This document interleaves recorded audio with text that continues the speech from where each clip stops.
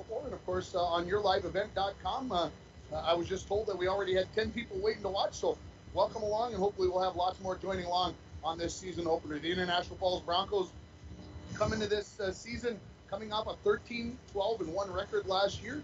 And of course, the biggest news probably is the new head coach as Chad Baldwin moves from the assistant role into the head coaching role. And so always a change of how things get done, practice, drills, those kinds of things. And of course, COVID issues have made things very difficult, especially for Kittson Central, who is really dealing with some issues, very short-handed here this evening, or this afternoon actually, as they play this game. And if you're watching on yourliveevent.com, JV game is in progress right now. The Broncos lead it by a score of 6-1, outshooting Bearcats 49-11. So you're watching the JV game. You've not missed the first part of the varsity game. So make sure you understand that we are watching the JV game, 6-1 in favor of the Broncos.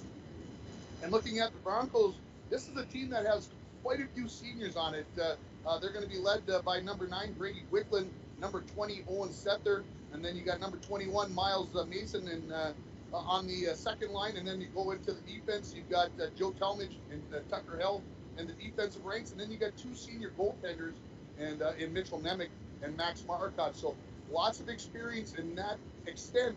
But of course, in hockey, you need to go 2-3 lines deep and at least 4 defensemen deep if you're going to be competitive. And so that's where some of these younger kids are going to have to step up on the defensive end. You're going to see Matt Worley. You're going to see Cody Joslin, who didn't play with the varsity last year, and also Ben Glowak. So you've got those guys on the back end.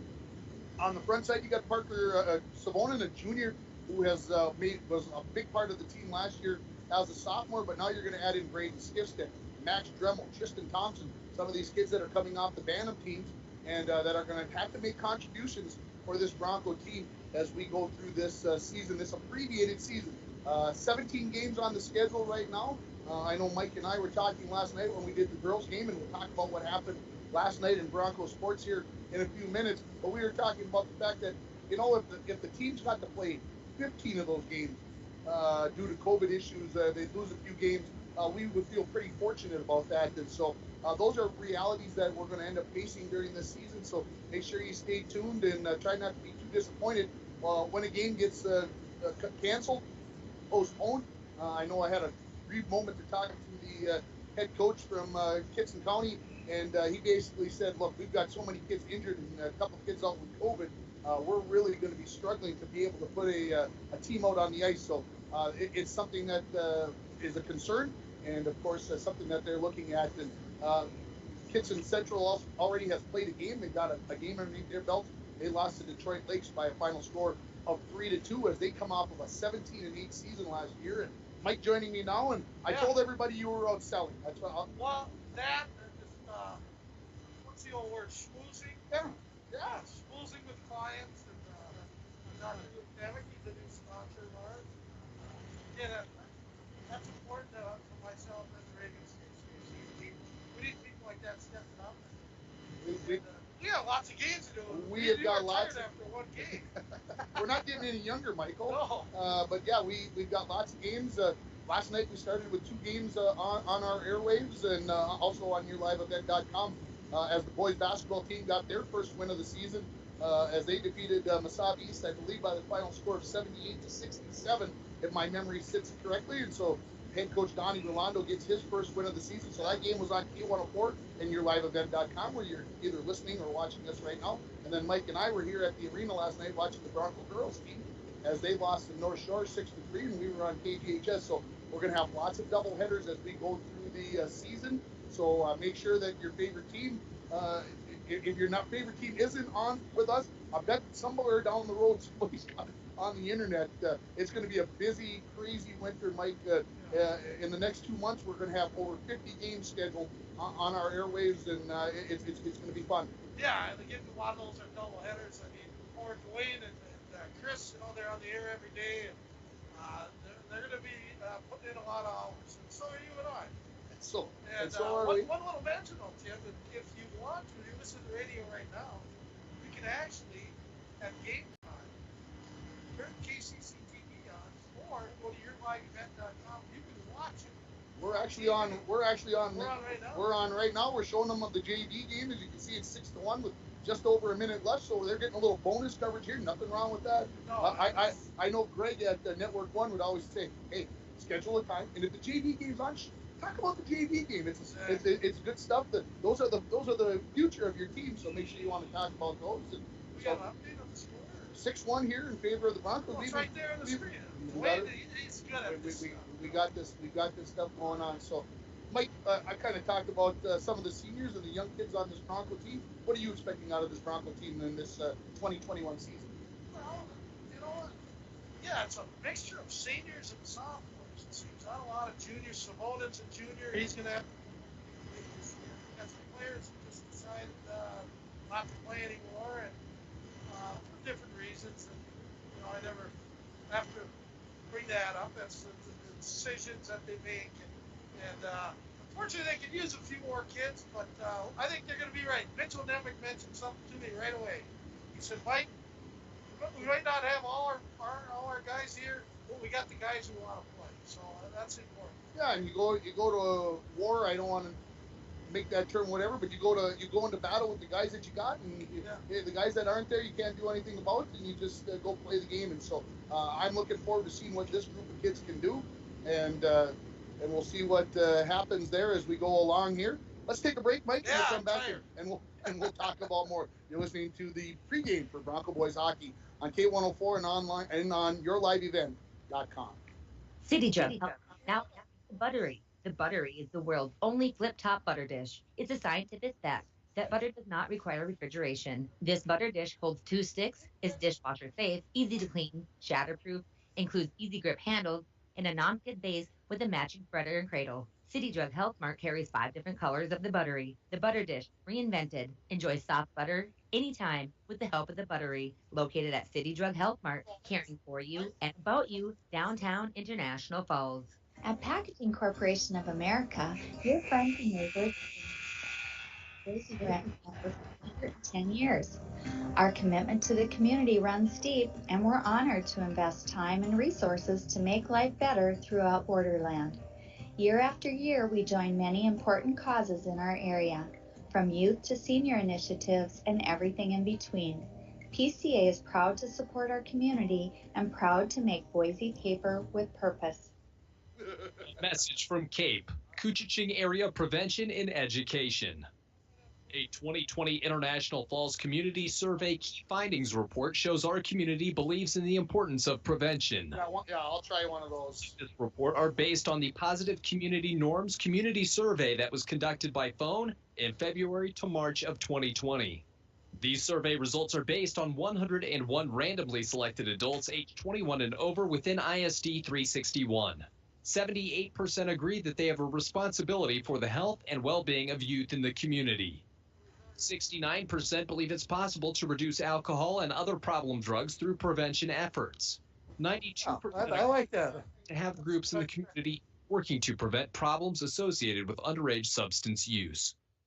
For more information about CAPE, please log on to their Facebook. CAPE, together we are strong.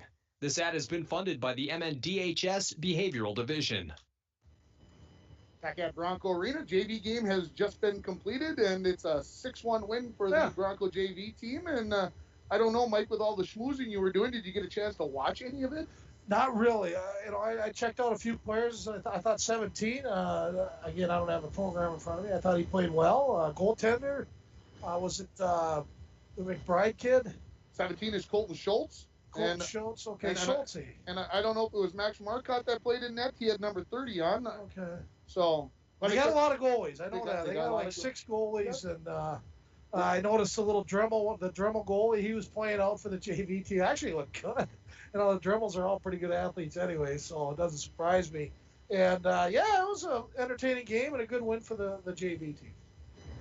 Yeah, it definitely was. Last night, the Bronco girls we were here for a kind of an exciting game, maybe a slow start for the Broncos as it was 4-1, but then the Broncos closed to 4-3, and it was that way till less than 5 minutes left in the game, and a late goal by North Shore and an empty netter gave them a 6-3 win over the Broncos in the season opener. Yeah, a good effort by the girls. Kevin Erickson came over and talked to us after we were off the air, and he was pretty proud, as well as Michelle McDonald, rightfully so. They should have been, and they worked hard and they got things done. And one thing we do have to mention, I was talking to Charlie Dalton before the game. He said, "Didn't Taylor Burns get that second goal for the Broncos?" And I said, "Yes, she did. We just had some communication problems down from here to Mitchell as far as who got that goal. But it was Taylor Burns that did get that goal. So we'll make that correction in our broadcast." And the next time that she scores her first goal, we'll make sure we give Lola her proper due, right? Oh, hey, Lola's done. Lola's done. Yeah, she got her. Lola. She got it. And she's not getting any more. She played a whale of a game. I'll give her that. And tonight we got Mitchell Erickson. He's on the camera. He'll fill in a little bit for me, doing some color, just to give him some practice at it. He's nobody better than Ringer to try to help him along and get him to be a possibly play-by-play guy here in the next 10, 15 years. Hey, there you go. We always looking for new talent, right? So, absolutely. And I mentioned last night the Bronco boys basketball team with the win, as they defeated Mesabi East in their season opener. And I'm just going to get the scoreboard up here from last night because I have that somewhere. And leading scorer for the Broncos last night, if I can find it, for heaven's sake. Donnie Rwando's preached defense, and it looks like they did a pretty good job. Kept them under 70 points. And Donnie knows basketball. He knows how to fish. He knows how to play basketball. He knows how to do both of those. He's a great dad, and he's got a great dad and mom himself. So, yeah, good for Donnie. Cullen Ryan led the way with 21. I like him. Good athlete. And Newt Rockney, I like to call him, Newt Borger, had 19 points. And then 14 points for Riley Larson last night. So 3 players in double figures. How about the Tomzak kid? And how about the Tomzak kid? Ended up with 5 points all in the first half. So what's Jet play? Is he a point? Or? Jet is kind of a shooting guard, off guard. And so we'll see what happens there along the way. And hopefully the Broncos continue with that success as we go along. So the Broncos, it is going to be Parents' Night here. I know that may seem a little weird. It's not the end of the season. It's the beginning of the season. Smart. But you don't know if you're going to get another home game because how things go. So honor the parents. So this pregame show is going to be a little extended. Yeah. Maybe about 3:15, 3:20. I'm going to guesstimate that we'll get the drop of the puck. It might even be later than that, depending upon how long this show goes. We'll, I don't know. Should we announce the seniors as well, they yeah, go along? we could do that and keep things up to date as we go along. So, and again, done a little bit differently. They don't have the kids and the parents down at the entrance of the Zamboni area. Again, it's all about social distancing. The parents are over on the sidewalk, and they'll come out and meet their kids. And of course, they don't have to social distance as much. Yeah, not so much they live there. in the same house. So, yeah, this is a group of seniors that I mentioned already that we'll see. Oh, you have mentioned. And these kids, all have made contributions to the programs over the years, doing the things that they've done, and so it's kind of an exciting night, afternoon here, as they get this going. Yeah, there are a couple. I always got to mention Diana's daycare kids. Well, Miles Mason and the little Talmadge kid, both are under Diana's care, and I got a little fondness for those Sure. guys too. I used to give them a hard time every morning when they'd get there. I was just leaving. I said, "Now which one's SpongeBob and which one's SquarePants?" They're the same person. I said, "No, one's SpongeBob, the other one's Square." So they get all mad at me. Of course. I think I still ask her that question today. Absolutely. First senior here is Tucker Hell, the captain. Got the C on his sweater there. An ever-improving Tucker Hill. Every year, in any sport he played in, as he developed into, he's not a big kid, but he kept getting better in every sport, and that's a good sign. Had a very good football season for the Broncos, offensively and defensively. And obviously baseball, we didn't get to see him last spring at all, but did get to play a little bit this summer, if I recall correctly. And I'm sure looking forward to the baseball season, if we have it, of course, coming up as we go along. Yeah. And the next one is, again, all the players are inside. Okay, I thought the players were over here. Yeah, trying to keep up. The players are actually outside, and I think the The next one is going to be Cooper Levine. Obviously, some sort of relation to Rick Levine, maybe his grandpa, or I don't know. Could be. That's more your generation. Yeah, Rick Levine, he graduated in, I think, 69 with Brucey Sandbeck and Dee Blaze in that group. And Okay. heck of a defenseman, Rick Levine was. And yeah, Cooper's always, again, another kid, he kept getting better. He's always had the blonde locks in the back of his helmet, which always looks good. Got the flow going, right? He's got the flow going. So, again, another good kid there for the Broncos. So as you look at this season, what do you look at your expectations for this team as we go along? Is it something that we're going to see it develop, or is there something that you already have in your mind that you think that this team will be this? I'll be honest with you, Ringer. This group of kids, I have not watched over the years like I have others. Not sure why. Because you've been busy. Yeah, I don't know. Probably because of my new job. Yes. Yeah, but anyways, I will be able to answer that question a lot better after about 3 games. Okay. The Bantam teams were so-so the last couple of years. 500 teams not making it to the regions.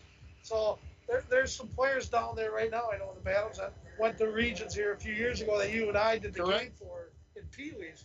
So I'm curious to see how the sophomores do. So I can't answer that now. Savonin, I think, is going to be a key player. Yeah, he stepped up last year and made some contributions, no doubt about that. And, of course, the senior goaltenders, one of them that you're seeing on the screen now, Max Murcott, is one of those kids that I'm sure, and I don't know this, but I know last year Coach George McDonald had Mitchell and Max alternating games early in the season, probably up to about the 3-quarter mark, and then they picked one. I don't know if Coach Baldwin is going to do the same thing. It'd be interesting to see what he thinks about that. A lot of coaches like to do that, but these two, I mean, I don't know if we've ever had a tandem goaltending pair that were so equal. Yeah. And I don't talk about not just goalies. I mean, you have them in the classroom. These are top-notch student athletes and good kids, good parents, and I'm always going to kick out of that part. Because to me, playing hockey is a bonus. Being a good kid and doing the right things are still more important. Next kid out is going to be Miles Mason, and son of Sean and Bill. And Bill, of course, the athletic director, keeping everything rolling. I'm sure if you think you're going crazy, I can't imagine what he's having to do to during all this pandemic to keep things going in the right direction. Well, Bill's such a laid-back guy. You know, I would never be able to tell if he's stressed or not anyways. But Miles is a lot like his parent. I mean, just very polite. Nice boy, and he turned it into be a good golfer. I was just going to say he's a darn good golfer. And I golfed with him a few times last summer, and Miles has always been one of my favorites. Again, one of Diana's daycare kids, and just a treat to be around. Very respectful of people, and I think he's got a bright future. Absolutely, and if I do things alphabetically in my mind, Mitchell Nemec should be next. The other goaltender. Oh, I forgot to mention Mitchell. He was another Diana's daycare. Sorry. See? They're all out there. This has to be the last group, though, because Diana hasn't done daycare in about 12 years. So these guys would have been 5, 6 years old. Up that before they went off to school and everything. And the Koschik's kid, I don't know if she had Cullen, but she had all the Koschiks before Cullen. She might have had Cullen, but he would be right on the edge of where Diana got out of it. Yeah. So enough of the Diana. I'm done talking about you. You must be missing her or something. I do miss her. You haven't probably seen her a whole bunch. We're going skating tonight. You are? Yeah. You and her? Me and her are going to the Bruinskis, my daughter Lexi and Mike. They built a rink. Oh. So the kids are out skedaddling. They invited us over for a social distancing bonfire, and I'm going to bring my skates. I took them out of the garage, and I'm going to be out showing the kids what's up. My fear, Michael, is that how are you going to watch the football game tonight when you're out skating? Ringer. What you got to know about Bully is family comes first. Football's like number 8 on my list. You know that. You got a DVR anyway. Yeah. I don't know how to work it. Hey, as long as we're talking about football. Yeah, let's start. Make your picks. Who you got, Green Bay or Kansas City. Well, Green Bay, nobody can stop that offense. The best quarterback in all football, and either better than Mahomes, especially considering the weapons he has around him. Yeah. He's got Devontae Adams, then there's a question mark.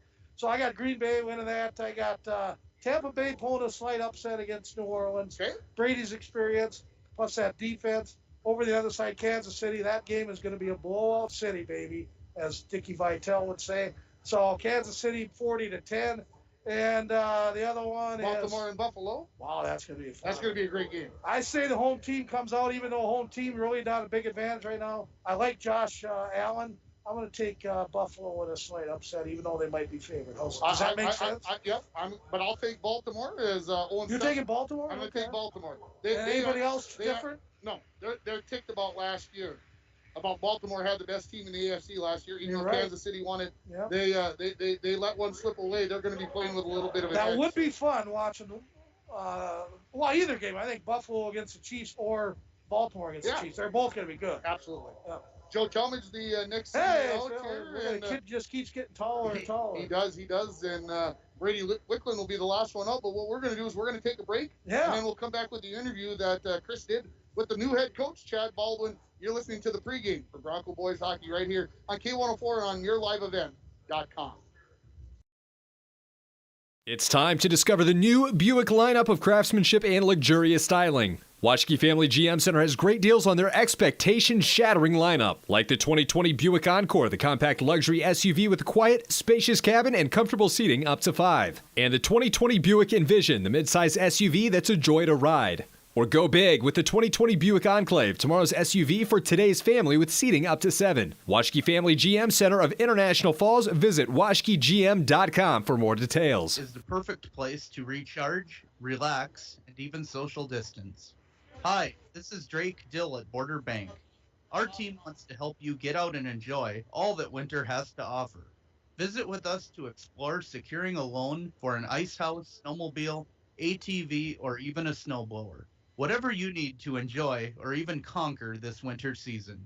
We're Border Bank, your key to enjoying the great outdoors. Member FDIC. The Washke Family GM Center of International Falls has a large inventory of new GMC trucks, from 3/4 ton to half-ton fully loaded GMC Sierras and Canyon trucks. At Washke Family GM Center, all prices are clearly marked on the windshields. No surprises, just great prices. Talk to Scott and his staff and let Washke's Family GM Center put you in a brand new GMC truck today. Shop locally and save money. Visit washkegm.com for more details. When it comes to repairing your vehicles and other car maintenance, we have options. Sometimes so many options it can be hard to decide where to go.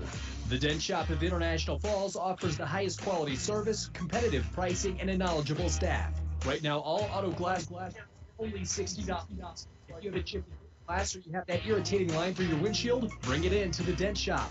Located just off Highway 53 in International Falls, the Dent Shop. We are much more than just dents.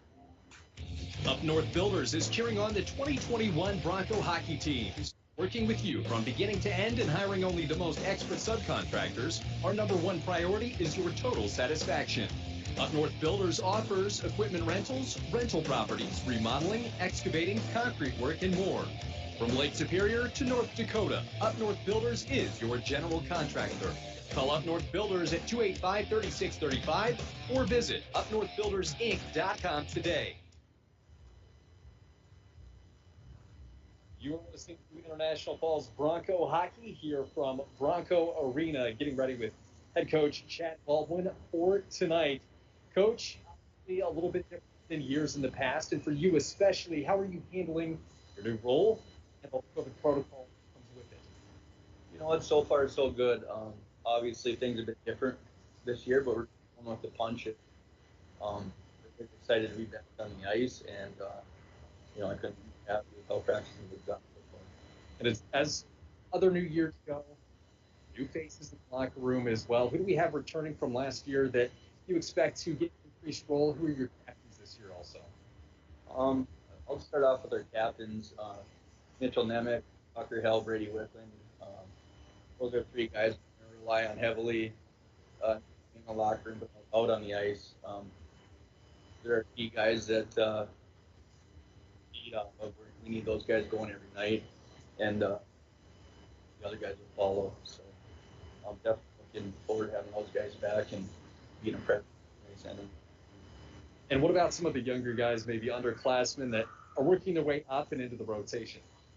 We got quite a few younger guys, new guys this year. We lost a lot of seniors, so I guess I'm just going to make a general statement here. We have a small junior class, we have a bigger sophomore class, and I'm really happy these kids have stepped up so far. I think they're going to fill the holes left seniors and their compete level, and willingness to learn the new systems we're putting in place has been great. And it seems like early goings of this year, obviously with the pandemic and everything going on, things have been a little bit condensed in terms of preparation. What have you installed? What's been the biggest change from when you arrived?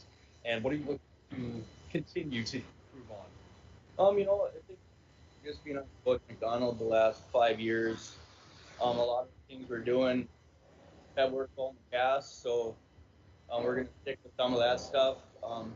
There'll be a few different things we change up through the year and maybe some tweaks here and there, but like every year, every new coaching staff, sometimes you find new things you want to implement. Yeah, you'll probably see some of that in our first game. Kittson. And you have Kittson Central coming into the arena. What do you know about them? Have you been able to watch tape? What should we expect from them?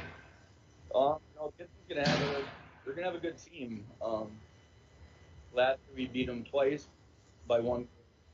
Looking at the roster, they lost one kid that was their lead last year, but they returned almost their whole entire team. So they're gonna be a well-seasoned team that's played together before. So we're gonna have to come out with our best. We're looking forward to being with you the rest of the ride. Good luck tonight and the rest of. Thank you. You're listening to International Falls Hockey on KSDM Radio. Windows and doors can be the most important feature in your home. Stop in to Falls Lumber Company Design Center today and view and operate quality market doors. Falls Lumber Company professionals will assist you to choose the correct product for your home. Let a little light in today with Falls Lumber Company and Marvin Windows and Doors. Falls Lumber Company, 201 Brook Street, International Falls. Welcome back to Bronco Arena as the teams are coming out onto the ice to get their warm-ups going here. So the Bearcats from Kittson Central already on, and here come the Broncos, led out by the starting goaltender Mitchell Nemec in this hockey game.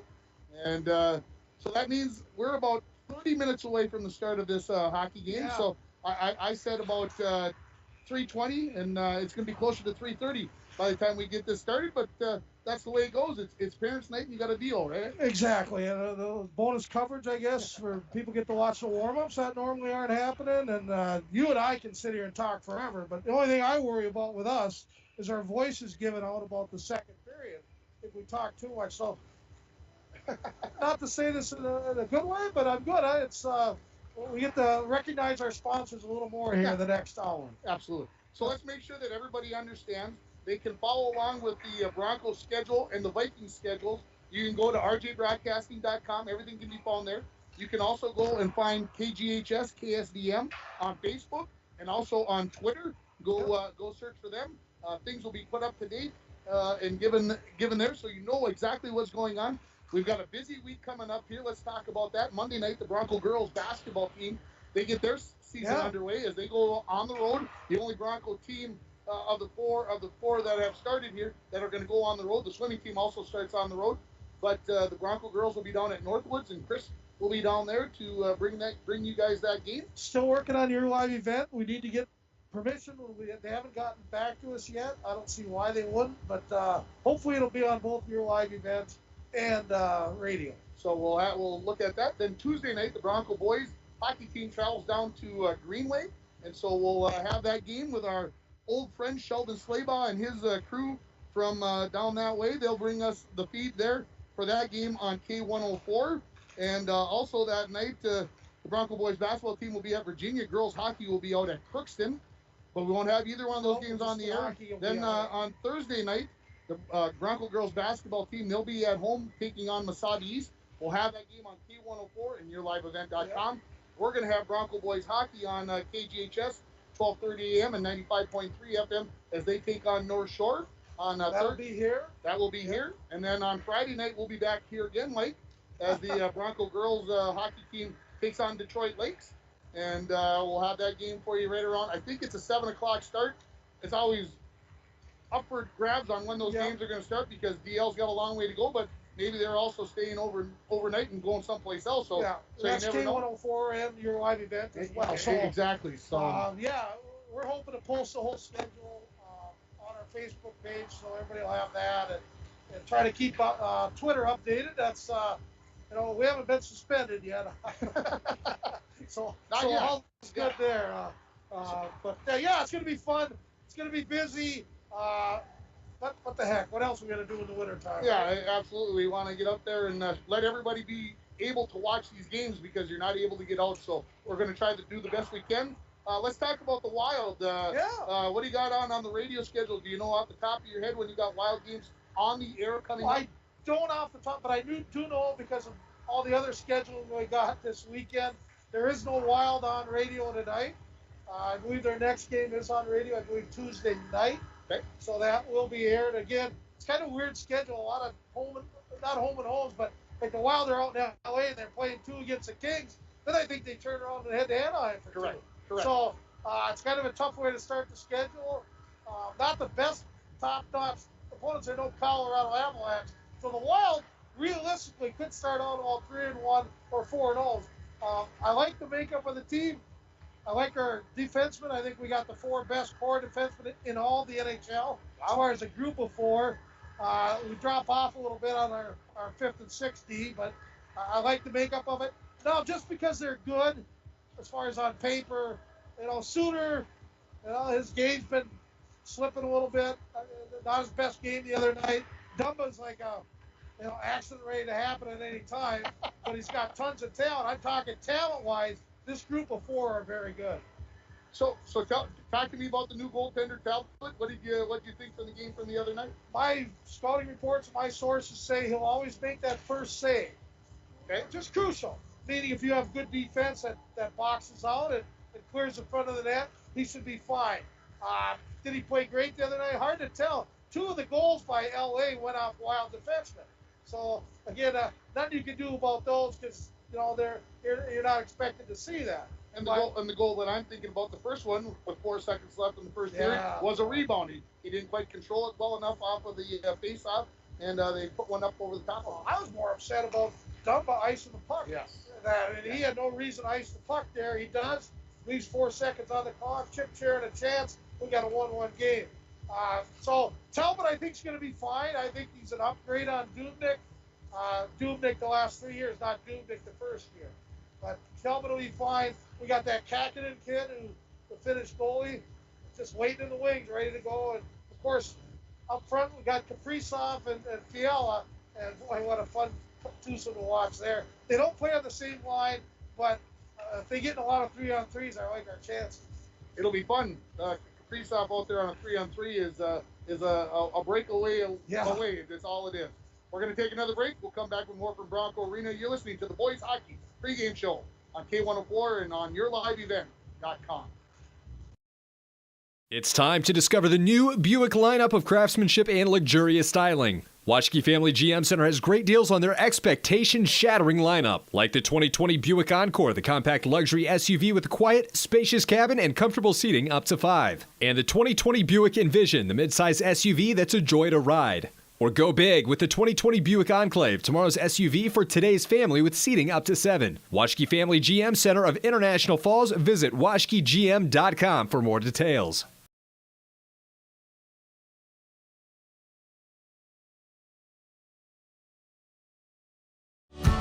Enbridge's Line 3 replacement project will create thousands of family-supporting jobs. This $2.6 billion private investment in Minnesota will be an economic boost, bring extra county tax revenue for years to come, and a secure and steady supply of North American oil to fuel Minnesota's quality of life. We're focused on safety and ready to get to work. Learn more at enbridge.com/line3US. It takes teamwork, dedication, and hard work to participate in Broncos sports and athletics. The Dent Shop of International Falls knows they need the same qualities when it comes to fixing your vehicles. Steve and his staff at the Dent Shop wants everyone to know that they also do car detailing, install high-performance remote starters, and offer glass replacement service with both pickup and delivery of your vehicles. The Dent Shop of International Falls, way more than just dents. Located on Highway 53, right behind the Mini Freedom store. Once upon a time in a convenience store, a woman asked, "Which zero-calorie drink will I like more?" The cashier said, "I have a thought. Coke Zero Sugar always hits the spot." The taste made her heart fill with laughter, and with her Coke Zero Sugar, she lived happily ever after. Coca-Cola Zero Sugar, unbelievably delicious.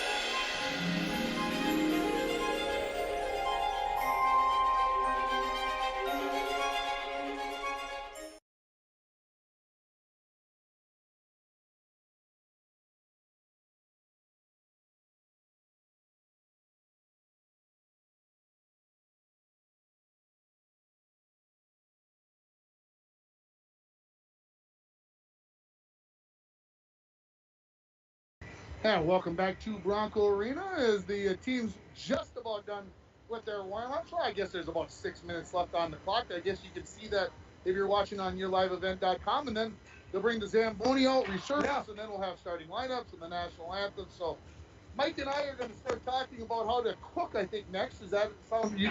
What do you know how to cook? How to what now? What do you know how to cook? No, I'm just kidding. As in cooking? I got a new pellet grill this last summer. Yeah? Camp Chef pellet grill. Yeah? It is amazing. Did you take it out on your pontoon boat? No, I burned something on that. No, it works great. I look at it this way. A pellet grill, you're cooking over you're not cooking on propane and heat and charcoal.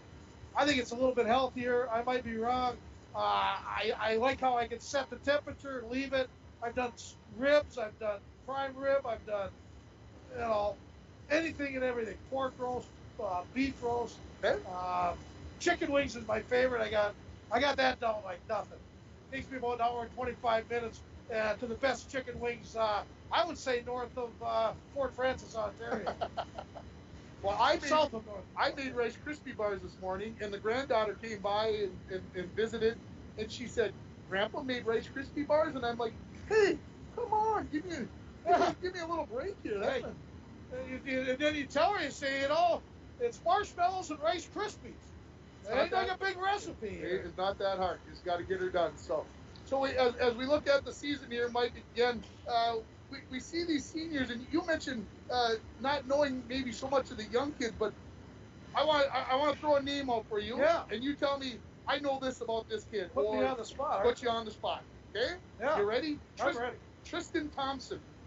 Tristan Thompson? Kind of, I'm watching the warm-ups. Looks like he's got pretty good hands. Taller kid. Yeah. And, Thompson, I'm trying to figure out which dad would that be. I think it's Thor, but don't anybody get on me if I'm wrong on that. Okay, yeah. Again, I would have no buses. I don't want to get hit. See, that's where I look at the crowd and see which parents are here. That's usually I can figure out the kid. But no, I think lots of upside.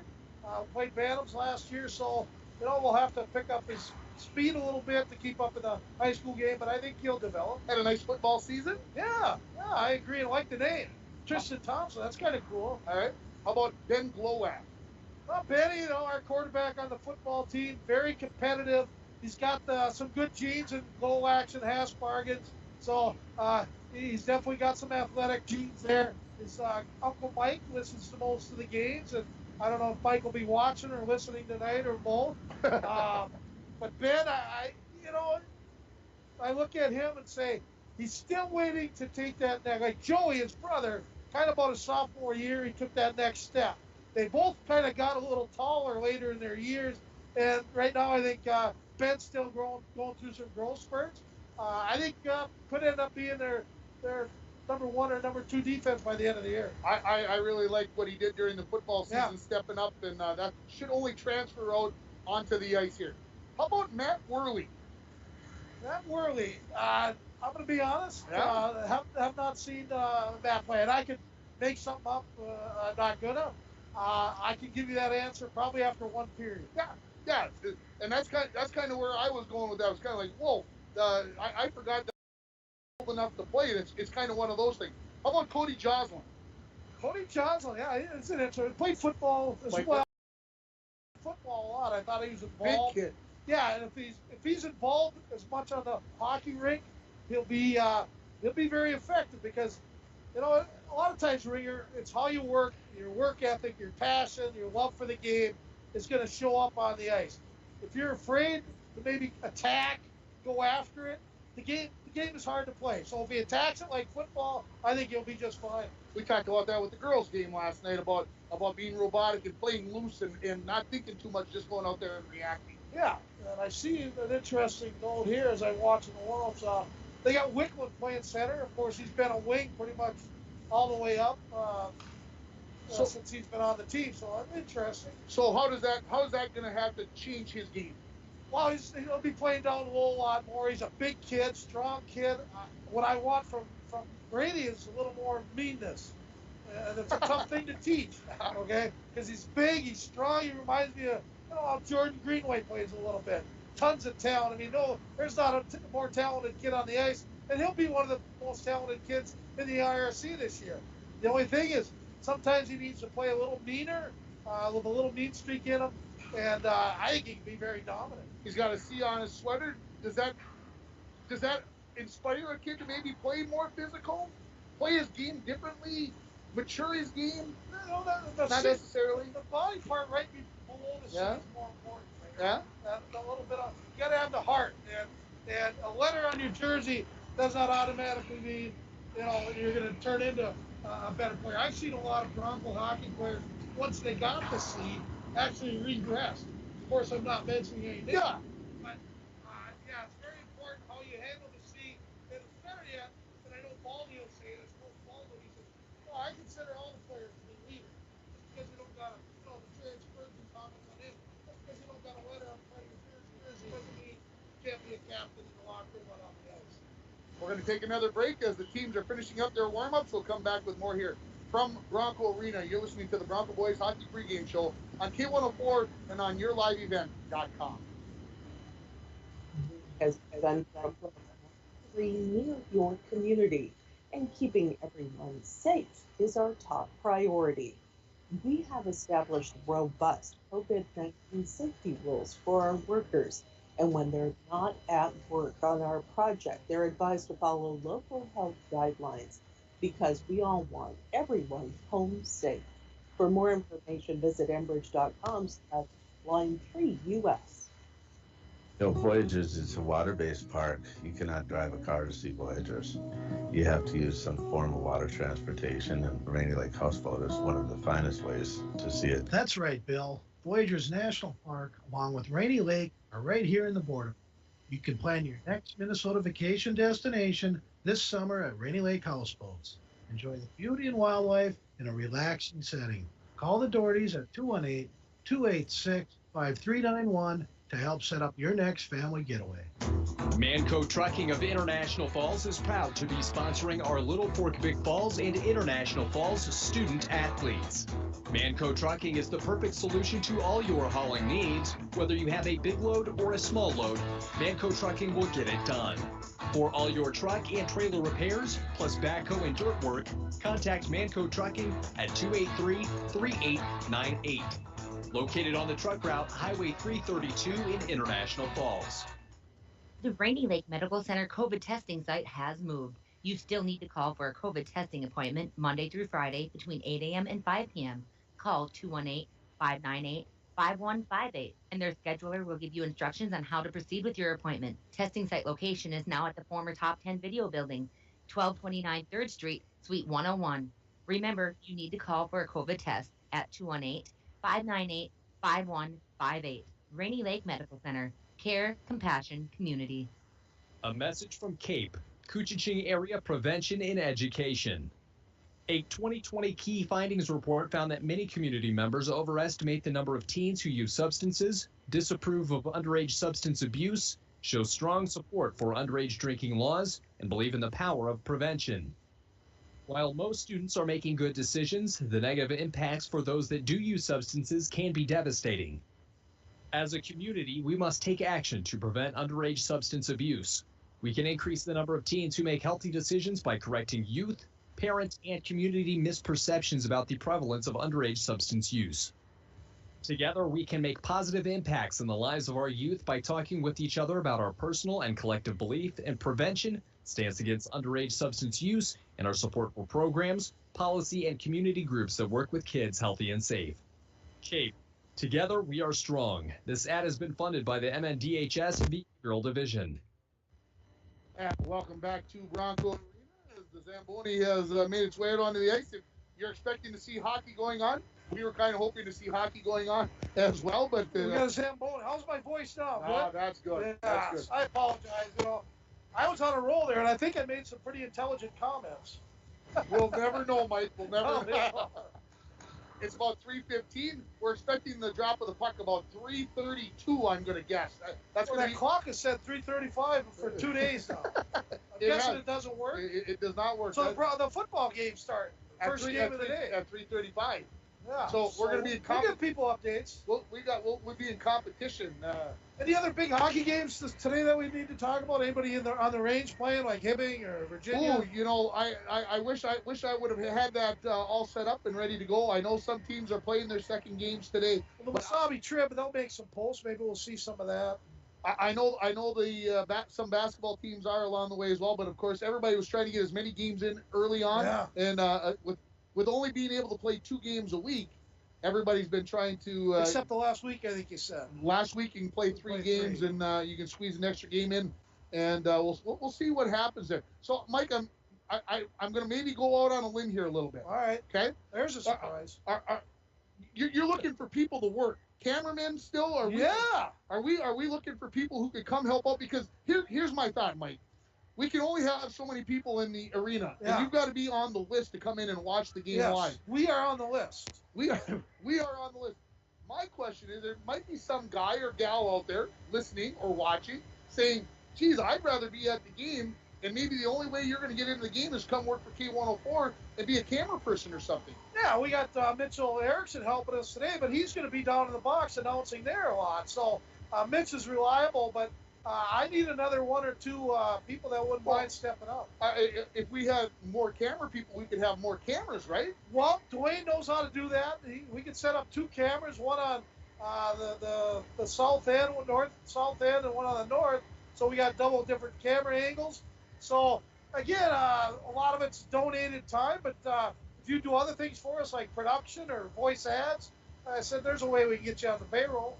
Well, I would hope that, the better product we put out there, the more people will want to watch it. And also, if you're a Rainy River student, come visit me. I mean, there might be something we can work out with the Rainy River School as far as, what do they call it? A work study? Yeah, work study. And it's a good way to, I guess, diversify your college experience. Absolutely. Learn how to do different things. And, again, if anybody wants to do camera work, whether you're we have to be at least 16, 17, I suppose. Well, Mitchell's not. But 15 years old all the way up to 88 years old. If you can hold a camera and just watch the game, that could really help us. And I'll put it to you this way, everybody. I watched some college hockey over the last few weeks that were done by student workers at colleges. St. Cloud State last week, 2 weekends ago, UND last week. They're working with student workers. The first period, you could tell that the kid, the young adult was learning the trade. We're all right to work with you. We want to get everybody here. So if you're interested in that, they can contact you at the station. Yeah, just stop by the studio, come back. We'll go sit in the break room, have a cup of coffee, and you can work right along Tim and I, and we have fun. And that's the idea is if we're not having fun, the broadcast isn't going to be any good. So we would love to have some more people join up with us. Yeah, I hope that's not a shameless plug or not at all. The shameless plug was, hey, if you want to advertise, that's what we. Tell you what, it's a good place to be right now if you got a business in town. A lot of people listening, watching. We already got 100 and some people watching. We're not even started the game yet. The last night, the basketball game had 120 viewers during the game. So nice, captive audience to reach. And you can reach them right here. And that doesn't even count what's watching on KCC TV. Exactly. Right now, we did a shameless plug. Yes, we did. But we want to bring the games on the air. And we've had a lot of compliments and comments up there in the lobby today, how much everybody appreciates us doing this. So I like being a good guy once in a while. I've been kind of a jerk off and on my whole life, so it's kind of nice being a nice guy. Can we talk basketball for a minute? I love basketball, not as much as you. How about the Gopher basketball team taking down Michigan at home 75-57 today? I would have given you 20 points, and I would have taken Michigan. How? I've never seen a team play so differently between home and on the road. They look awful at Wisconsin, at Michigan, at Illinois, and wherever they went away at. Yeah, but when they get into the barn, man, if they had the NCAA tournament in the barn, I'd be putting my money down because I don't know if they're going to get beat. Well, who's got all the Did Carr go off today or Robbins? Robbins again. So he's up against that other 7-footer. Exactly. And he must have schooled him. He got 20. What a nice pickup from Drake, right? From Drake, yeah. I think 22 points is what I saw on the Twitter that he led the scorers today. And like I said, you lose to a team by 30-some points 10 days ago in Michigan at Chrysler, and then you come back and you beat them by 18 points on your home floor. This is Jekyll and Hyde. You bring up a good point, too, Ringer, that the Gophers have probably had the toughest schedule in the Big Ten easily through the first, half the time. And they've beaten some good teams, Michigan and the scary part Ohio is they're 4-4. That's what their record in the Big Ten is right now is 4-4. And but they got the easy part of their schedule, so which could be dangerous for a Rick Pitino coach team. Yeah, we know that they always keep the games close regardless of one way or the other. But it sounds like good defense today. Give up 55.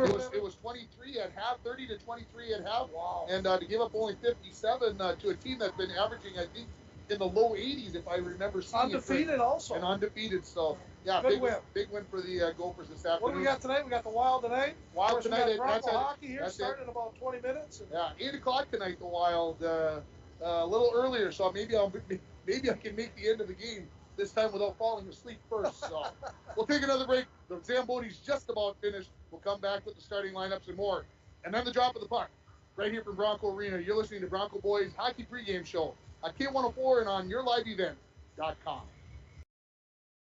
Once upon a time in a convenience store, a woman asked, which zero-calorie drink will I like more? The cashier said, I have a thought. Coke Zero Sugar always hits the spot. The taste made her heart fill with laughter, and with her Coke Zero Sugar, she lived happily ever after.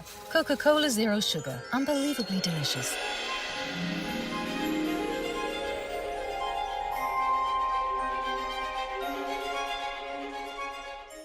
It's time to discover the new Buick lineup of craftsmanship and luxurious styling. Waschke Family GM Center has great deals on their expectation-shattering lineup, like the 2020 Buick Encore, the compact luxury SUV with a quiet, spacious cabin and comfortable seating up to 5. And the 2020 Buick Envision, the midsize SUV that's a joy to ride. Or go big with the 2020 Buick Enclave, tomorrow's SUV for today's family with seating up to 7. Waschke Family GM Center of International Falls. Visit waschkegm.com for more details. Enbridge's Line 3 replacement project will create thousands of family-supporting jobs. This $2.6 billion private investment in Minnesota will be an economic boost, bring extra county tax revenue for years to come, and a secure and steady supply of North American oil to fuel Minnesota's quality of life. We're focused on safety and ready to get to work. Learn more at enbridge.com/line3US. Of youth in the community. 69% believe it's possible to reduce alcohol and other problem drugs through prevention efforts.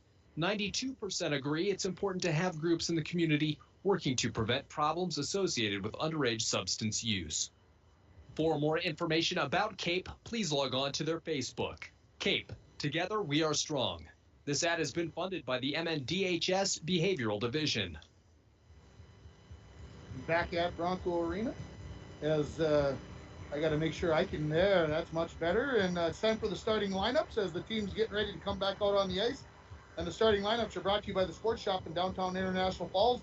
They have equipment and expertise to keep you on the ice, on the trail, or wherever you may please. The Sports Shop in downtown International Falls. Let's start with the visitors from Kittson County Central or Kittson Central or Kittson County. You're going to get all three of them for me tonight. KCC, the Bearcats. We're going to get all of them. Starting in goal will be a senior number 35, Wyatt Osanowski. At the defense, a senior, number 15, Daniel Johnson, and a sophomore, number 3, Timothy Johnson. On your forward lines, the wingers will be a senior, number 11, Adam Gustafson, a junior, number 23, Landon Sugden, and also, and then the center will be the sophomore, number 9, Tyler Hennon. As the Broncos come out onto the ice, again, led by the starting goaltender, which will be number 1, senior, Mitchell Nemec. Starting on the defense, senior, number 8, Tucker Hell, and sophomore, number 10, Matt Worley. Looking at the forward lines, the wingers, sophomore, number 14, Colin Koshik on the left-hand side. On the right-hand side, senior, number 20, Owen Sutler. And your starting center will be senior, number 9, Captain Brady Wicklund. And those are your starting lineups brought to you by the Sports Shop in downtown International Falls. Stop and see Milton. What's that guy's name again, the goal judge? Charlie, my boy Charlie. I talked to him quite a bit before the game. Always a good laugh talking to Charlie. But hey, something new this year, Ringer. I just started it this morning. You text Bully before the first Bronco goal is scored. Text Mike Bolson at 218-230-9944. Tell me who's going to score the first goal today for the Broncos, and you will win a $10 gift certificate. Well, jackpot. That sounds like a pretty good deal to me. I got to get a sponsor for it. Can I play? So text me at 218-230-9954, 218-230-9954, or if you know Ringer's cell number, text him. You would already know it. Just text Ringer and tell him who will score the first Bronco goal today, and you will win a $10 gift certificate. Brought to you right now by KGHS Radio. Can I throw my? I won't win. I won't ask to win, but can I throw? Can I throw mine out? Yeah. I'm going to say number 9, Brady Wicklund. Well, gets the first goal. You're not going out on a limb. I'm not going out on a limb there. I understand that. But you know me. I'm shocked. Yeah, right? you're shocked. I'm going to go with Miles Mason. Okay, I would. That would be great. Second. That's the second line winger there, and you can see on your screen the Bearcats being introduced in their road greens with the. What should we call it? A cream color, a little light tan, and white as their trim. Yeah, it's kind of a cool little color. And again, it's around the Hallock area. These two teams have had a lot of good games right here. Some overtime games. And I'm glad we added this game into the Bronco rivalry because it's been a good fit. These teams have played over the last 5 seasons 10 times. The Broncos lead at 7-3 all time. You might remember the game last year was just a dandy 5-4 in overtime. Yeah, it was crazy. And then the Broncos won on the road 4-3. So these teams have always played pretty close games. What surprised me, Mike, I drove into the parking lot and they had 2 buses, and I'm like, COVID. We have to have enough buses to make sure that we take care of everything. So what we're going to do here, Mike, is we're going to take a break for the national anthem. But again, text us at 218-230-9954. Who's going to score the first Bronco goal? We're going to come back with the drop of the puck and get this 2021 season underway for the Bronco boys hockey team. You're listening on K104 and on yourliveevent.com. Hometown care. Rainy Lake Medical Center's Therapy and Wellness Center Sports Medicine Program means comprehensive rehabilitation for athletic injuries, concussion management, and return to sport guidance. Sports are important. Rainy Lake Medical Center treats them that way. For more information, call 283-5420. That's 283-5420. Rainy Lake Medical Center. Care, compassion, community. Our winter wonderland is the perfect place to recharge, relax, and even social distance. Hi, this is Drake Dill at Border Bank. Our team wants to help you get out and enjoy all that winter has to offer. Visit with us to explore securing a loan for an ice house, snowmobile, ATV, or even a snowblower. Whatever you need to enjoy or even conquer this winter season. We're Border Bank, your key to enjoying the great outdoors. Member FDIC. The Washkis Family GM Center of International Falls has a large inventory of new GMC trucks, from 3/4 ton to half-ton fully loaded GMC Sierras and Canyon trucks. At Washkis Family GM Center, all prices are clearly marked on the windshields. No surprises, just great prices. Talk to Scott and his staff and let Washkis Family GM Center put you in a brand new GMC truck today. Shop locally and save money. Visit washkigm.com for more details. When it comes to repairing your vehicles and other car maintenance, we know you have a lot of options. Sometimes so many options it can be hard to decide where to go. The Dent Shop of International Falls offers the highest quality service, competitive pricing, and a knowledgeable staff. Right now, all auto glass repairs are only $60. If you have a chip in your glass or you have that irritating line through your windshield, bring it in to the Dent Shop. Located just off Highway 53 in International Falls, the Dent Shop. We are much more than just dents. And welcome back to Bronco Arena. The national anthem completed, and it's time to get things underway here, Mike. And I tell you what, this may be the longest pregame show I've ever done in my life. Well, it's a good thing you and I can talk. This is easy for us. I mean, it might not make a lot of sense to a lot of people, but we can roll. Yeah. I didn't think we could do an hour, but we managed to fill it, and I hope that we didn't bore everybody as you were waiting patiently for the start of this game. The Broncos in their road home whites, me, purple breezers, gold helmets. They'll be going right to left.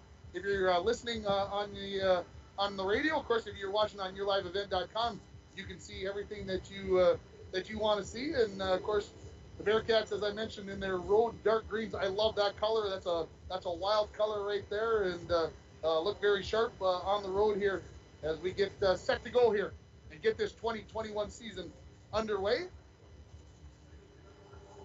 Again, these two teams have played 10 times. The Broncos' only advantage with a 7-3 record. And last year, like I said, the first game that was played here, the 5-4 overtime game, was just absolutely an amazing game. It was a lot of fun. Of course, any game that goes to overtime is going to be memorable.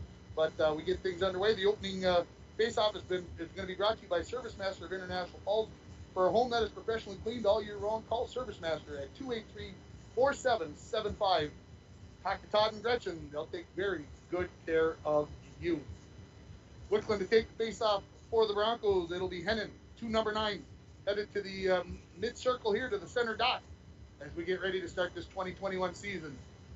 And we are underway. Puck comes directly right back into the Broncos zone, and Nemec has to stop that puck.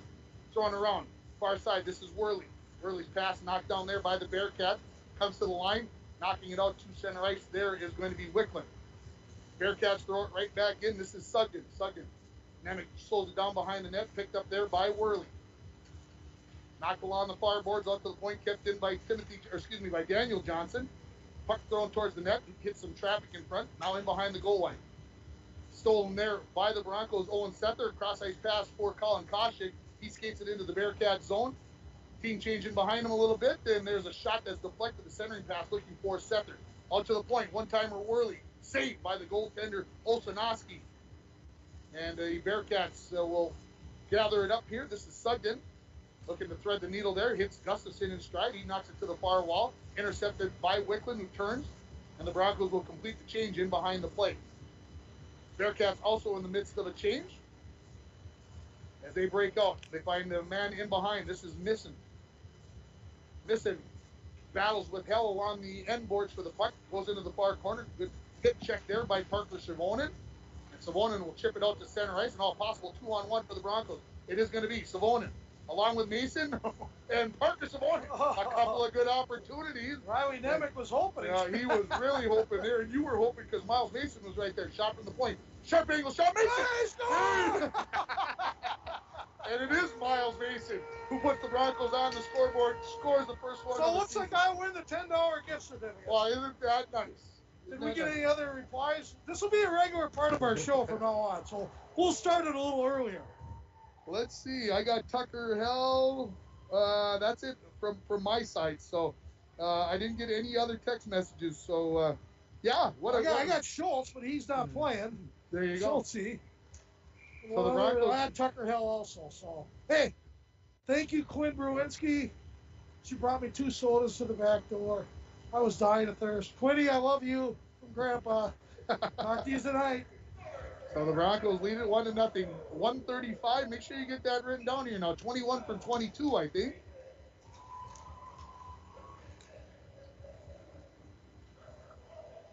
Savonin.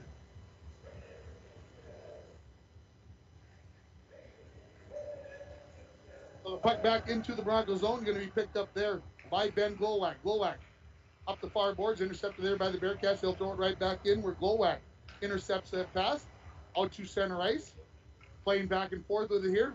Bearcats will try to get it into the zone. Chipped along by Glowak along the far wall.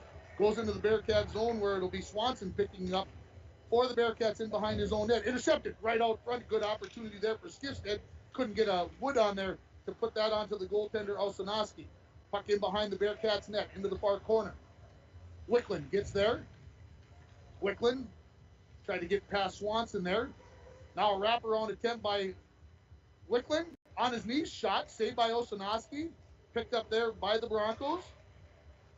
That is Max Dremel. Now thrown around the boards by Hell all the way to the far side.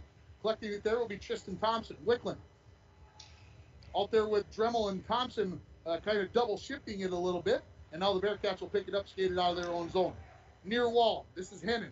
Cross ice pass looking for Gustafson. Gustafson checked along the boards there. Good body hip check there by Cody Joslin. Puck thrown towards the Bronco net. Hell knocks that away. And now picked up by Max Dremel. Dremel cross ice looking for Joslin. Intercepted. Coming in. Good opportunity. And good chance for Hennon and Gustafson there as the backhanded shot went wide of the mark. Here come the Broncos back the other way. Shot thrown wide of the mark off the stick of Tristan Thompson. On the far wall now. Picking it up there, Savonin has it taken away. Bearcats cleared out to center ice, and they're changing in behind the play as Hell collects it. Goes to the far side of the ice. Leaves one off there for Sether. Bearcats knock it into the Broncos zone. Cross ice pass. Savonin has it at the red line. Throws it into the net. Broncos changing in behind the play as Sether and Savonin go in to put some pressure on the forecheck. Kept in at the point by Worley. His big slapper fanned on it a little bit. Picked up by Savonin. He skates in below the goal line in the near corner. Now the Broncos, centering pass. That hits the goaltender, Olsonowski. Comes back out to the near corner. Chipping along there, Savonin. Picked up by Colin Caution. Caution skates in behind the net. Looking, waiting. Biding his time. Now lays on the brakes. Goes back into the corner. Checked off the puck. Picking it up there is Sether. Caution. Looks to go cross ice. That's deflected away by the Bearcats missing. Clearing attempt. Finally gets it out to center ice. Savonin throws it in. He heads to the bench. Olsonowski out of his net to stop the puck in behind his own net. Now the Bearcats ready to clear out. Coming up is Missing. Missing along the near wall. Into the Broncos zone with a head of steam. Ridden off the puck there nicely by Joe Talmadge. Puck comes loose in behind the Bronco net. Picked up there by Wicklund. Wicklund skates up the far wall. 2-on-2 coming with Caution. Wicklund makes a move. Gets past the defenseman. In on the net. And a save. Good one by Olsonowski. Another chance there for Wicklund. That goes wide of the mark. Kept in at the point by the Broncos. Thrown towards the net. That's wide of the mark. Comes all the way out to center ice. On his horse here is Hennon, the center on the first line. Takes a shot. Good blocker save there by Nemec as he knocks it to the far wall. Kept in at the point. Shot knocked down there and a good opportunity. Looked like Skifstead was going to have an opportunity for a breakaway. But the Bearcats kept it in, threw it in. They had to tag up. There's the goal scorer Miles Mason. The Broncos lead 1-0 here. And there's finally a stoppage in play as the shot there by Hennon. And with 11:42 remaining in the first period, Broncos lead it 1-0 on a goal by the senior Miles Mason. Yeah, Miles Mason, big goal for him, and gets this Bronco team out to a good start, and they've kind of held the momentum first part of this game right here. Face off to the left of Nemec. I apologize for not getting the score out there more often, folks, but geez, when there's hardly any stoppages in play, we got to do what we got to do. Glowak in behind his own net. Comes back out near side. Tucker Hell cross ice pass looking for Skifstead. Skifstead's cross ice pass looking for Savonin goes awry. Back at center ice. Skifstead pushes along, but taken along there by Olsonowski, the defenseman, and we're going to get our first penalty of the year, as this is going to be on the Broncos as they touch it up. This penalty be at the 5:46 mark. A trip on Braden Skifstead, the sophomore, who we really didn't get a chance to talk about during the pregame. And tall, lanky kid. And played a lot on the football team as a sophomore this year, and just going to get better and better and better. And we talk about nice kids. Yeah, another one. Oh my goodness, I love that. Just a nice kid. So the Broncos going on the penalty kill here. Face off to the right of Mitchell Nemec, the senior goaltender for the Broncos. Hennon controls the puck, skates it into the near corner. Out to the point to Olsonowski. Cross ice to Gustafson. Wickland comes up with a little steal there and then hits the linesman right in the shoulder as he tried to clear. Right back in come the Bearcats. Far side, this is Gustafson. Tries to skate through traffic, loses the handle on it, picks it up in the corner. Looks to set it back up as he comes out to the point. Thrown towards the net, deflected away by Tucker Hell, and he'll send it all the way down the ice. Broncos will change their forwards and one defenseman also. So almost a complete change here. $1:20 remaining in the power play for the Bearcats as they set up in behind their own net. Gustafson, the quarterback on this power play. Ooh, and almost a near steal there for Max Dremel. Comes out to center ice. Hell will send it right back in behind the Bearcat net. Gustafson reloads. No waiting this time. Don't let the Broncos get set up. Good pass there to Sugden, who breaks through and gets into the Broncos zone. And just offside. Sugden just slowed down, just took a little veer to the right there, right before he crossed the blue line, and that caused the offside. So 10:09 remaining here in the first period. Yeah, 4 straight year with a Dremel on the team, and of course his twin brother's a goalie, but there's like 8 goalies right now. So I'm not sure what's Max's brother's name. I should know. Yeah, he's he played out tonight for the JV team, so we'll see a lot of him in the future. Excuse me, Bearcats right back into the zone as they are on the power play. Out to the point, one-timer from there. Kick save by Nemec, laying loose, cleared away by Talmadge. Backhand into the corner, and then Talmadge will send it all the way down. That slapper from the point was by Bakken, and good opportunity. Bakken skates back, picks it up. Long distance pass there, looking for Daniel Johnson, who throws it into the Broncos zone. Talmadge will be the first one there. Goes in behind his net. Puck laying loose. Now Glowak has it. Glowak off the boards and all the way down. 13 seconds remaining in the power play as Bakken has it. Comes out along the near wall. Goes back to the far side. They can't connect. Taken away by Mason. Mason to Wickland. Wickland. Thought he might have an opportunity shorthanded as the Broncos are now at full strength. Shot from the point. That's knocked down off the stick of Hell. And the Bearcats get it out of the zone. Picked up by Skifstead. Oh, jeez. That's a big boy there. Do you have a brother that played the last couple of years? Yes. Okay. Coming back the other way. Here's Mason, the goal scorer. Onto the stick of Skifstead. Backhand shot gets deflected away, and the Bearcats clear it away. Bearcats now. This is Hennon. Quickly into the Broncos zone. Drop pass picked out by Wickland. Wickland gets tied up with the referee. Skifstead flips it up into the air, out to center ice. Bearcats throw it right back in. 8.5 minutes remaining in this first period. Broncos lead it 1-0 on a Miles Mason goal in the first 2 minutes of this hockey game.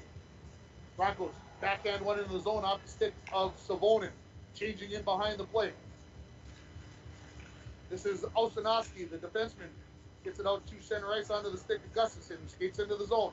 On his backhand, throws one towards the net. Nemec scoops that up, hangs onto it, and stops the clock with 8:14 remaining in the first period. Yeah, scoreboard update, 1-0 Broncos, Rainy River Community College. Start your voyage at Rainy River Community College, get an associate's degree, or transfer to a 4-year school. Your future awaits you right here in your own backyard at Rainy River Community College in International Falls.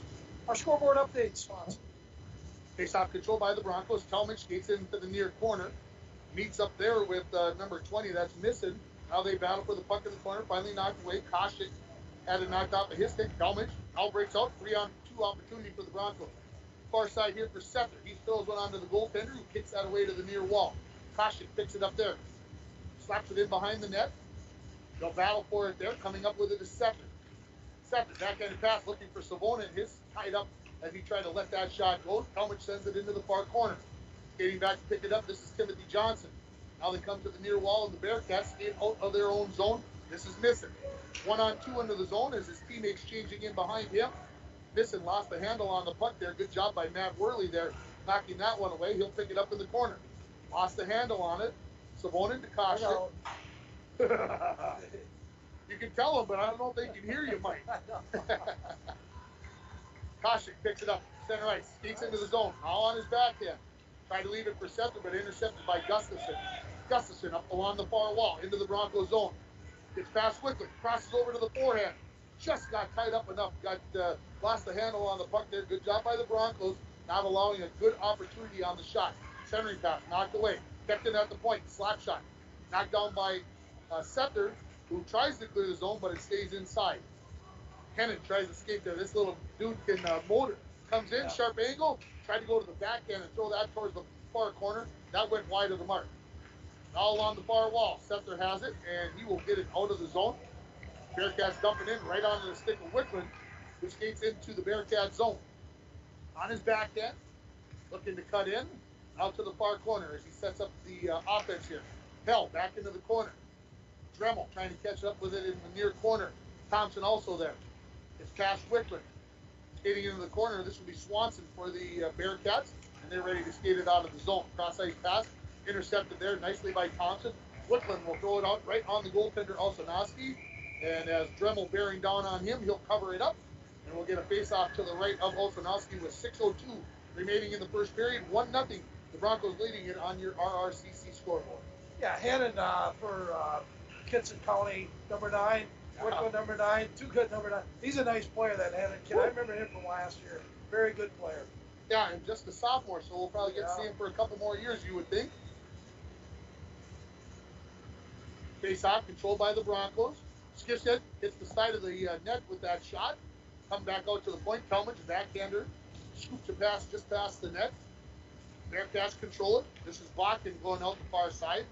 Pushed back in behind the net and will be picked up there by the Bearcats. Number 10, Olsonowski, head of steam out of his own zone.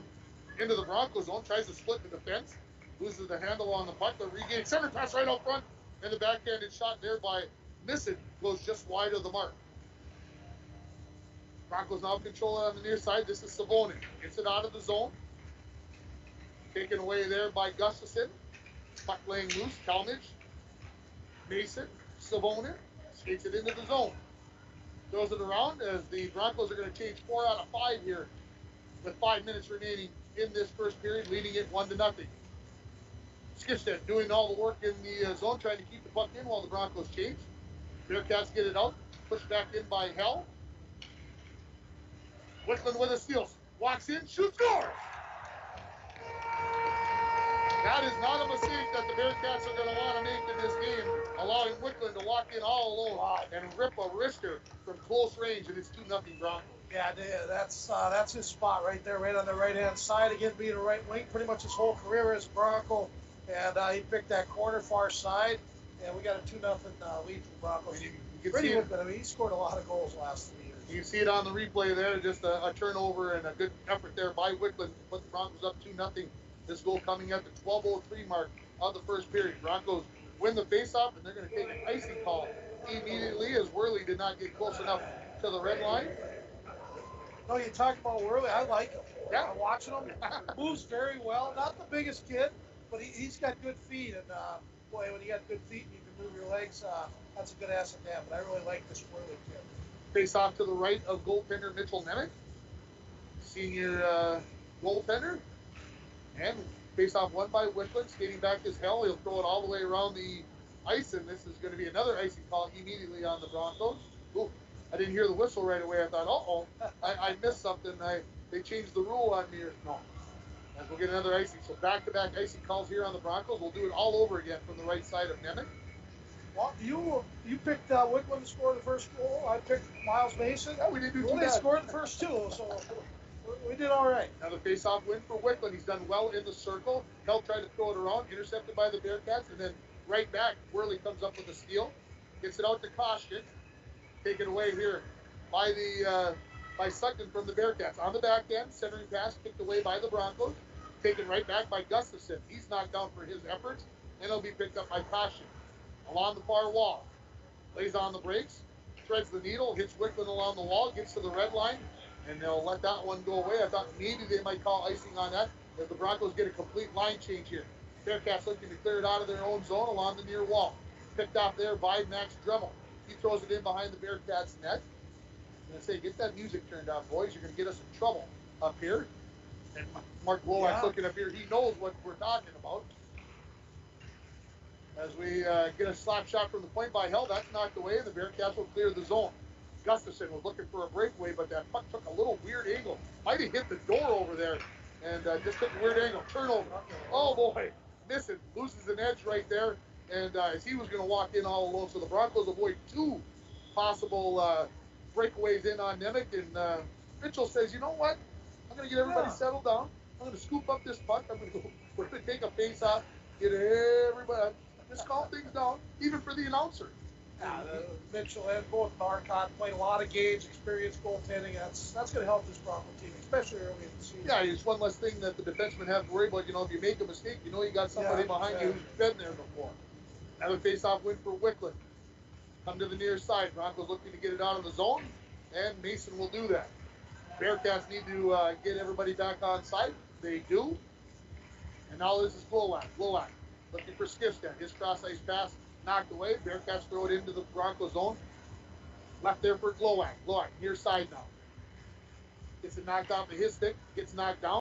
Miss it. Comes in on the backhand. Save. Another could have been 2 saves there by Nemec. I'm not sure if the second one was there, but a good stretch there by Mitchell. Here comes Wickland back the other way. Makes a move into the zone. He gets ridden wide this time. Much better job by the Bearcats. All the way around now. Wickland to the point. Glowak. Low wrister that stayed on the ice wide of the mark.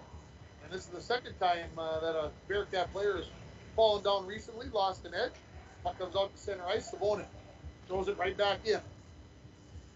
Olszanowski stops the puck for Olszanowski is defenseman. Shot from the point. That hits some traffic. Laying out front. 2 Bronco players there. They can't get a shot off. And Gustafson knocks it out of the zone. Now, a chance to get past Talmadge. Talmadge dives. Great job by Joey Talmadge to take that one away. You got to have a read coming up for that one somehow, some way. Because that was just a great effort as he got turned around at the blue line. Passion throws it off the wall. Looks to pass it to himself. Broken up there by the Bearcats. They'll send it right back in. Nemec behind his net with 2 minutes remaining in the first period. Talmadge gets stripped from behind there by the Bearcat player there. That looked like Kennan. And behind the Bronco net now. Puck comes loose to the near wall. Passion skates up across the blue line. Gets into the Bearcat zone. Waiting. Centering pass. Oh, Setter coming off the bench. Couldn't get his stick on it. To the point. Joslin. Hell, shot. High riser up over the crossbar. Bounces out front. Bronco player right there. Savonin put it right onto the net. And the goaltender Olszanowski knocked that one away. And the Bearcats clear the zone. Back into his own zone. This is Tucker Hell. Pass does not connect with Koscheck. They wave off any icing, and Olszanowski stops the puck as both teams are completing changes. Near turnover, and it is a turnover as Wickland has it. Pokes it in behind the Bearcat net. Back to pick it up there is going to be Olszanowski. Picked off there by Wickland, couldn't get a shot on the goaltender. The Bearcats are just going to take an icing call here. No, they touched that. Did Joslin. Nemec with 1 minute remaining. Hell looking up quickly here for Tristan Thompson. His shot goes wide of the mark, kept in by Joslin. Rister deflects, goes wide of the mark. Puck comes into the near corner. Picked up there by Max Dremel. Dremel to the point. One-timer there off stick of Tucker Hell. Goes wide of the mark. Joslin looks to pitch in. Puck goes by him. Dremel races back along with Misson. Dremel takes a big hit there, but pops right back up. Bearcats got to get tagged up before they skate in. They do. Coming into the zone. Shot goes off the mark there by Olszanowski. 20 remaining in the period. Joslin has it. Tried to go backwards, and Misson comes up with the turnover. His pass deflected away, comes to the near wall. And now the Broncos just say, all right, we got to get this out of here. And they'll take an icing call off the stick of Max Dremel. And with 8.9 seconds remaining, we're going to get a defensive face-off in there. A face-off in the defensive zone. Yeah. Speaking of defense, our defensive player of the game right there, Joe Talmadge. Joe Talmadge, amazing long reach. Brought to you by Napa Auto Parts. Napa Auto Parts, locally owned, right here in the Falls. Quality parts, batteries, and helpful staff. Napa Auto Parts for the National Falls. Face-off won by the Broncos, goes into the far corner. Centering pass, deflects back in behind the net, and that is the way. The first period is going to end with the score. International Falls 2 and the KCC Bearcats 0. We'll take a break, and we'll come back with more here from Bronco Arena. You're listening to Bronco Boys Hockey on K104 and online at yourliveevent.com. It's time to discover the new Buick lineup of craftsmanship and luxurious styling. Washke Family GM Center has great deals on their expectation-shattering lineup, like the 2020 Buick Encore, the compact luxury SUV with a quiet, spacious cabin and comfortable seating up to 5. And the 2020 Buick Envision, the midsize SUV that's a joy to ride. Or go big with the 2020 Buick Enclave, tomorrow's SUV for today's family with seating up to 7. Washke Family GM Center of International Falls. Visit washkegm.com for more details. It takes teamwork, dedication, and hard work to participate in Broncos sports and athletics. The Dent Shop of International Falls knows they need the same qualities when it comes to fixing your vehicles. Steve and his staff at the Dent Shop wants everyone to know that they also do car detailing, install high-performance remote starters, and offer glass replacement service with both pickup and delivery of your vehicles. The Dent Shop of International Falls, way more than just dents. Located on Highway 53, right behind the Mini Freedom store. Enbridge's Line 3 replacement project will create thousands of family-supporting jobs. This $2.6 billion private investment in Minnesota will be an economic boost, bring extra county tax revenue for years to come, and a secure and steady supply of North American oil to fuel Minnesota's quality of life. We're focused on safety and ready to get to work. Learn more at enbridge.com/line3US. Once upon a time in a convenience store, a woman asked, which zero-calorie drink will I like more? The cashier said, I have a thought. Coke Zero Sugar always hits the spot. The taste made her heart fill with laughter, and with her Coke Zero Sugar, she lived happily ever after. Coca-Cola Zero Sugar, unbelievably delicious.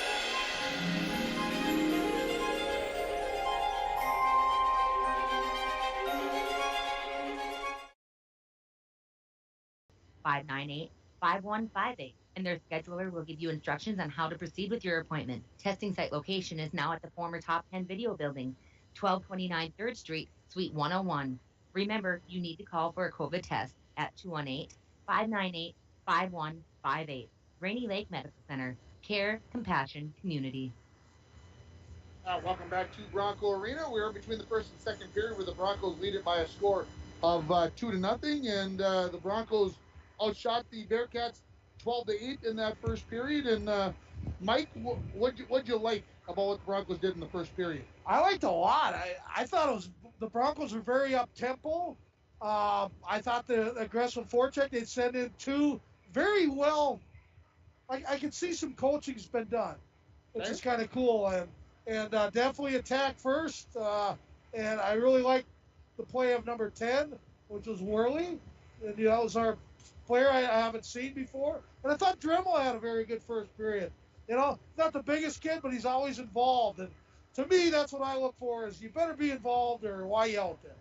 Absolutely. The Broncos really only 8 forwards, 2 lines. Wickland's been doubling. He's been centering the first and the third lines, so taking that double shift. And I'm going to just say the Bearcats doing the same. They've only had 7, and I don't think they've skated their 7 skaters, so they've been going with 2 forward lines. So both these teams a little short-handed.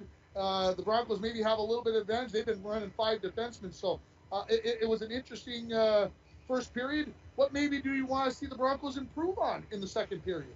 Well, a couple things.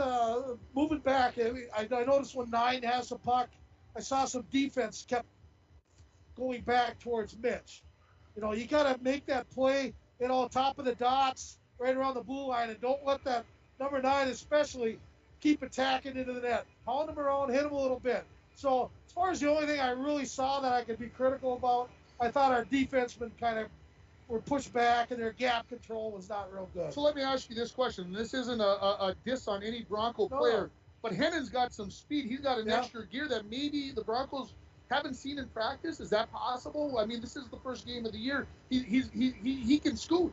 Well, they go against Savonin and Wickland every day, so I know coaches Baldwin and Eggsy would want to do one-on-ones, and that's all about gap control. And the quicker you get him before he's at full speed, the better chance you got of stopping him. So if you're letting him get wound up and get below the dots, your chances of stopping him, that's real. It was noticeable, I guess, to a point where I wanted to bring it up, and I'm glad you asked that question. We're going to take another break, and we'll come back with the scoring from the first period. The Broncos lead it by a score of 2-0 over Kittson County Central. You're listening to Bronco Boys Hockey on K104 and online at yourliveevent.com. At Packaging Corporation of America, we make Boise brown paper with purpose. We understand our responsibility to the community, and we're honored to support the many needs and events occurring in Borderland. From providing donations to local schools and events, to supporting organizations meeting physical needs in our community, PCA does more than make paper. We make a difference. Once upon a time in a convenience store, a woman asked, which zero-calorie drink will I like more? The cashier said, I have a thought. Coke Zero Sugar always hits the spot. The taste made her heart fill with laughter, and with her Coke Zero Sugar, she lived happily ever after. Coca-Cola Zero Sugar, unbelievably delicious.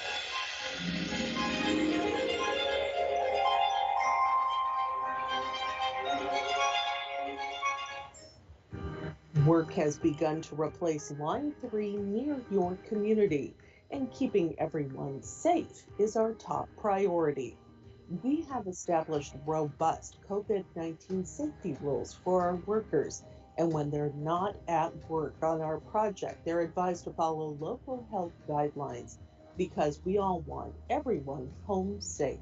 For more information, visit enbridge.com/line3.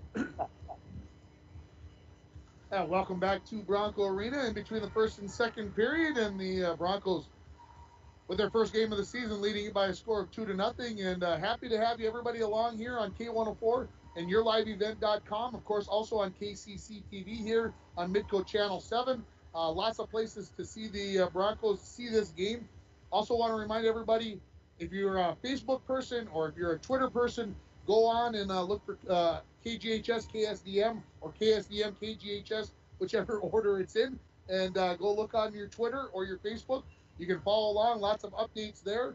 You can also follow along with the Broncos Facebook page and the Bronco Twitter account, which I take care of, so I post my stuff there, my updates there, so you've got lots of technology is out there. The technology is out there, and of course, a busy week coming up here. We'll have 4 games on the air, 5 games, on the air, 1 on Monday, 1 on Tuesday, 2 on Thursday, and 1 on Friday here.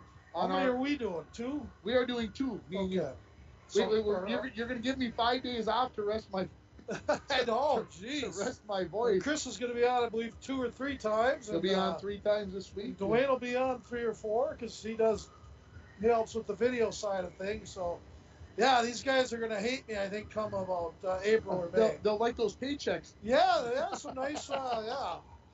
There always is that. You ready to talk about the scoring? Yeah, I can do that. And, of course, our scoring update brought to you by Rainy River Community College and also by Nagurski Transportation. The drive of the game or your scoring updates, Nagurski Transportation, moving your product safe and fast. Of course, Nagurski Transportation is always looking for new professional drivers. Give them a call out there at 285-9928 for your new career in the trucking business. Hey, our updates, Miles Mason on the board first. Early and often, I guess 2 minutes into the game, I think, Ringer.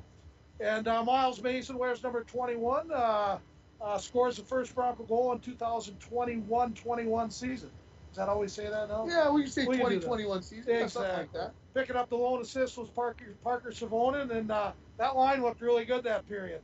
And then, speaking of that line, a different line was Brady Wicklund centering a couple guys there. Suther and Kostick? Yeah, Kostick. And Kostick played good. Yeah. Really good. I liked his game. But anyways, Brady Wicklund, we said it before, we'll say it right now, unassisted, scoring the second Bronco goal, 2-0 after the first period. Yeah, it was a good period here for the Broncos, and I like what I saw. Yeah. Let's talk a little bit about Kittson. I had a chance to talk with their coach just briefly before the game because he's helping out with the JV, but he talked about how shorthanded this team is due to injuries and due to COVID they have some restrictions. COVID issues, yeah. And it's something that every team's going to find themselves in. You were just telling me that the Winnipeg Jets, for as careful as they're supposed to be being, they've got issues. The Timberwolves have got issues, and it's just a matter of time before a lot of these high school teams run into the same thing. So it's too bad that those things have to happen, and we hope everybody gets healthy and we're all able to get through this.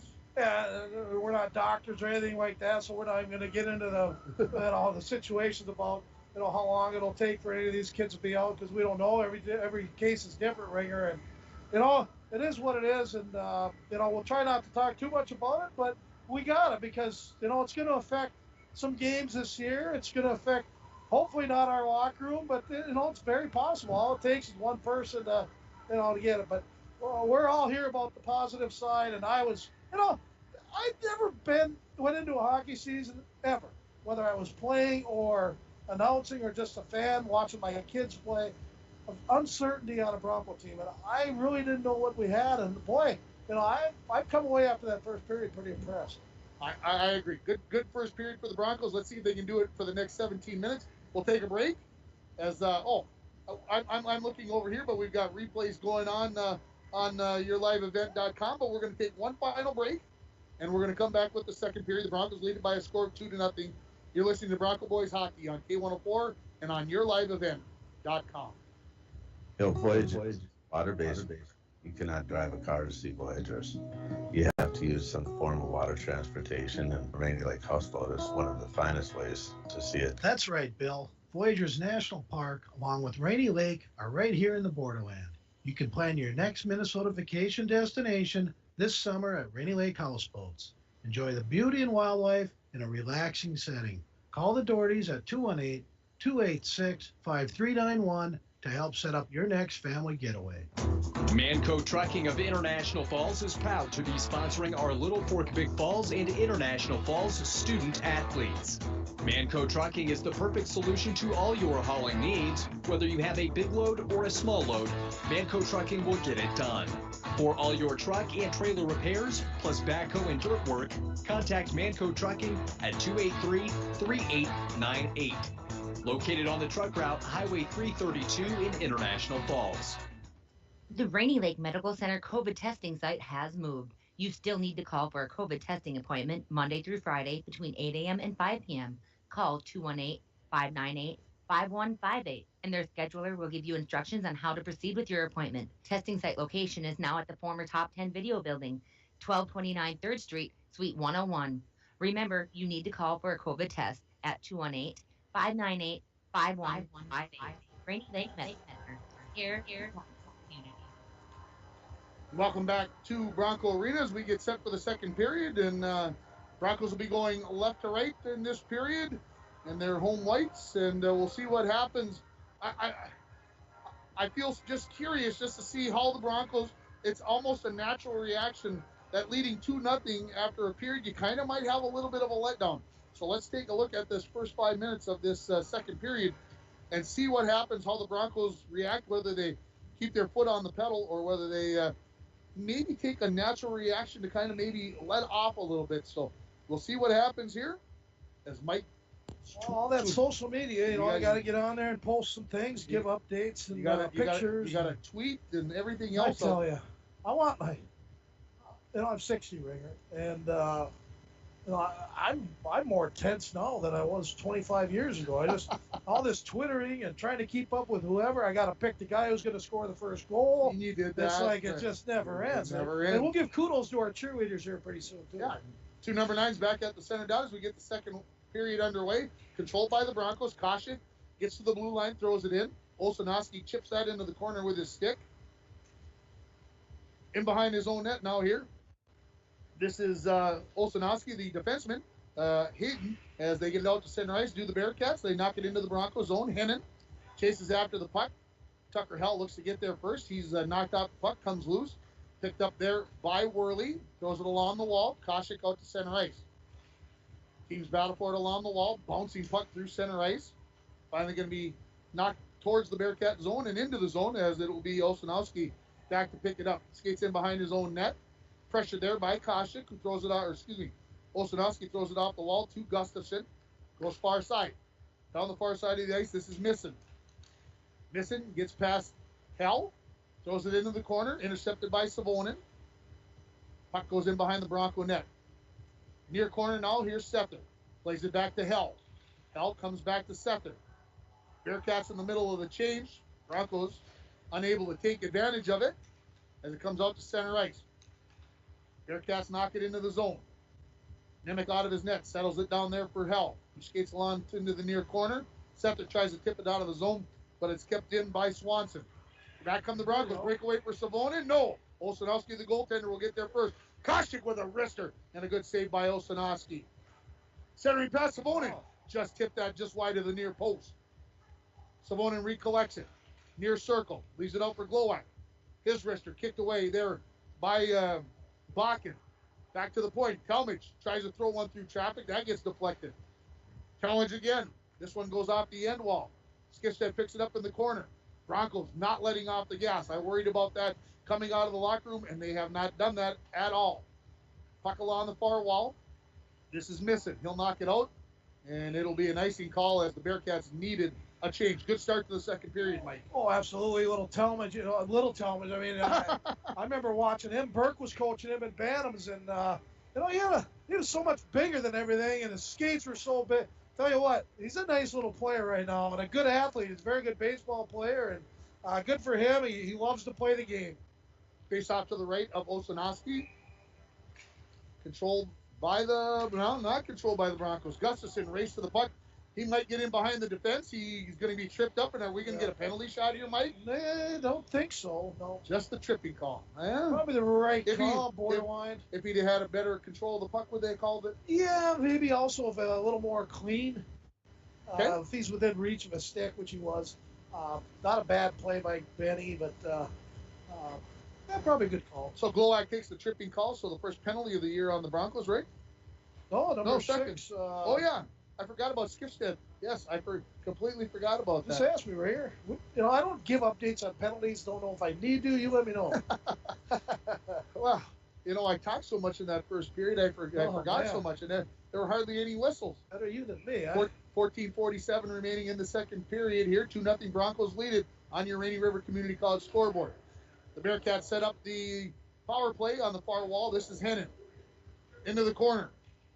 To Osanowski. He skates to the top of the circle, lets a shot go. Nemec stopped it, didn't know where it was at, and a good opportunity there for Timothy Johnson, but he couldn't put it into the back of the net. Gustafson into the corner. He gets a return pass. Looks cross ice. Right onto the tape of Johnson. Osanowski. Center pass, goal. Nice play by the Bearcats. Yeah. And that is going to be, well, I didn't see his number, and it looks like it's going to be number 23 here that is going to pick it up. Is Sugden, as he'll be the first one through line. I think it was him on the backside who got a pass there from number 9, Hennon. And the Bearcats have cut into the Bronco lead as it sits 2-1 here now on your Rainy River Community College scoreboard. Yeah, usually when Kittson County scores, number 9, Hennon's going to be around it. And, he makes things happen, and we got a 2-1 game. Broncos control the face-off. Pushing it into the zone is Thompson. Back to pick it up is Osanowski. Watch out in the stands. 23. Well, young lady, she knew what I threw the puck. She's done that before. Throwing the puck back to the ice. Well, will this change anything, Rayer? Or what's a little momentum change? What do you think? It could. I don't think taking the penalty makes things different. You're so right. We'll see how the Broncos adapt. Yeah. Off the face-off, the Bearcats control it. This is Gustafson. Avoids a poke check there. Puck comes loose. Now on the far side by Sugden, who scored the goal, knocks it into the Bronco zone.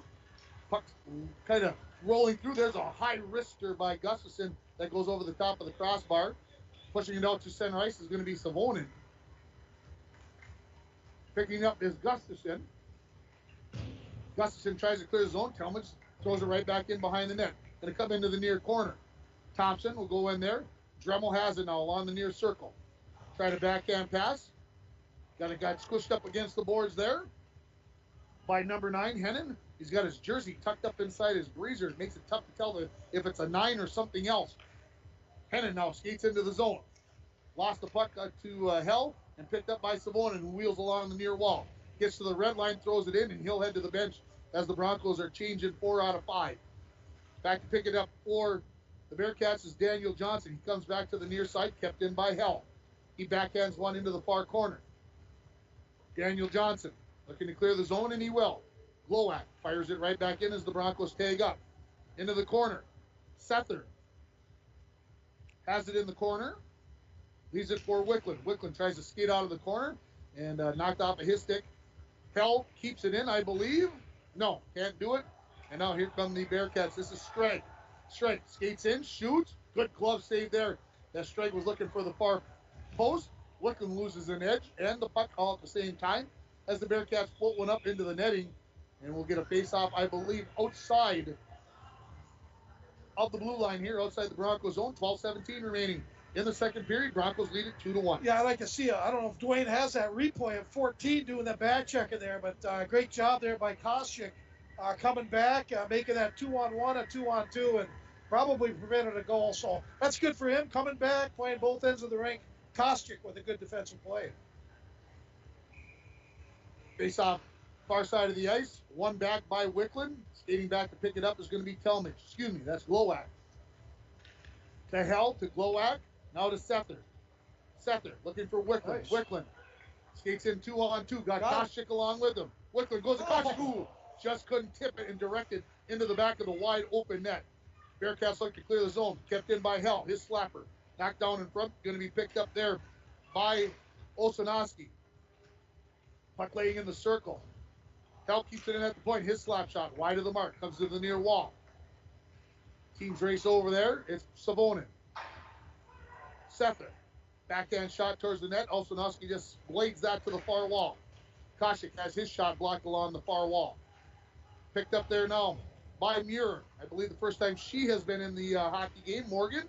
And I don't think I've seen number 13 out there previously. May have missed her before. Broncos keep it in. Hell walks in. Top of the circle. Hit the goaltender right in the mask.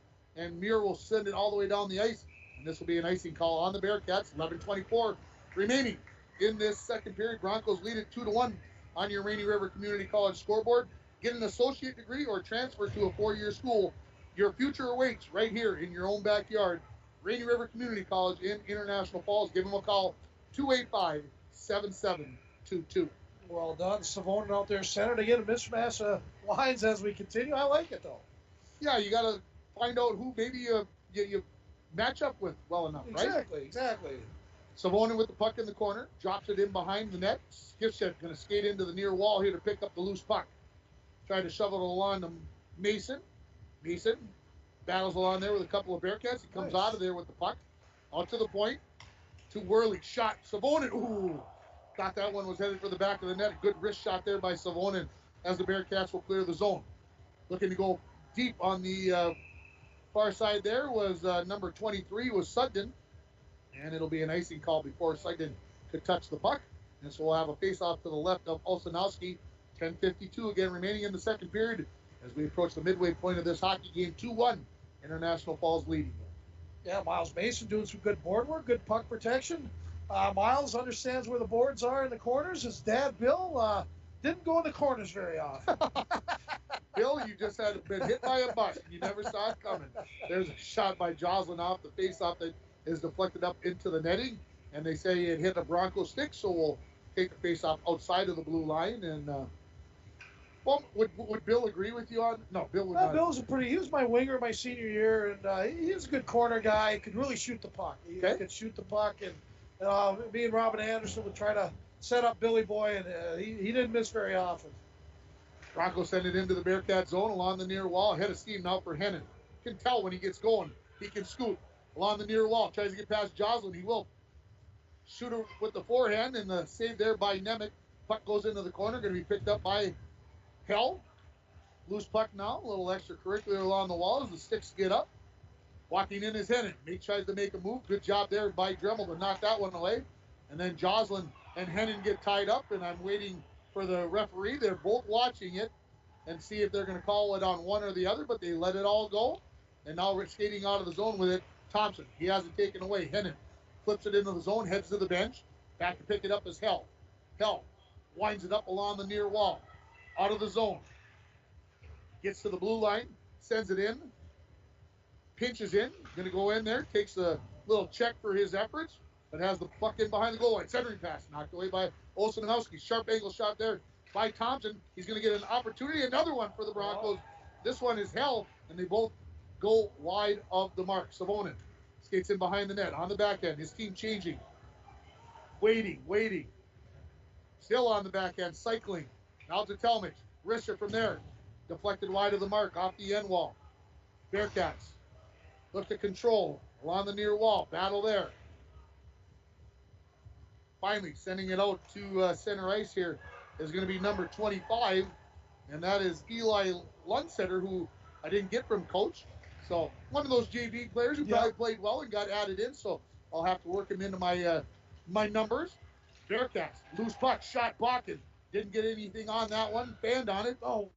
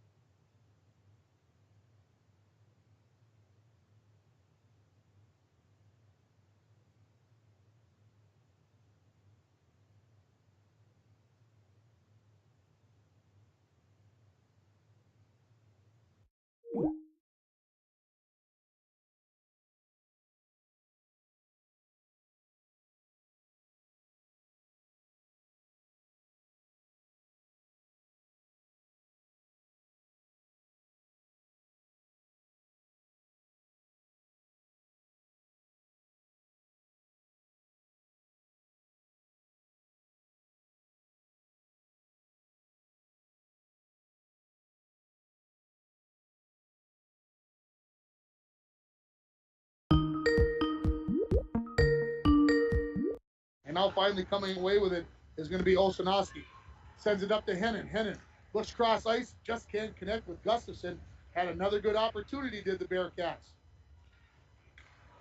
Glowacz looks to clear. There's a shot off the stick there of Sugden, and Nemec comes up with the save and a stoppage in play with 2:32 remaining in the second period, with the Broncos leading by a score of 3-2.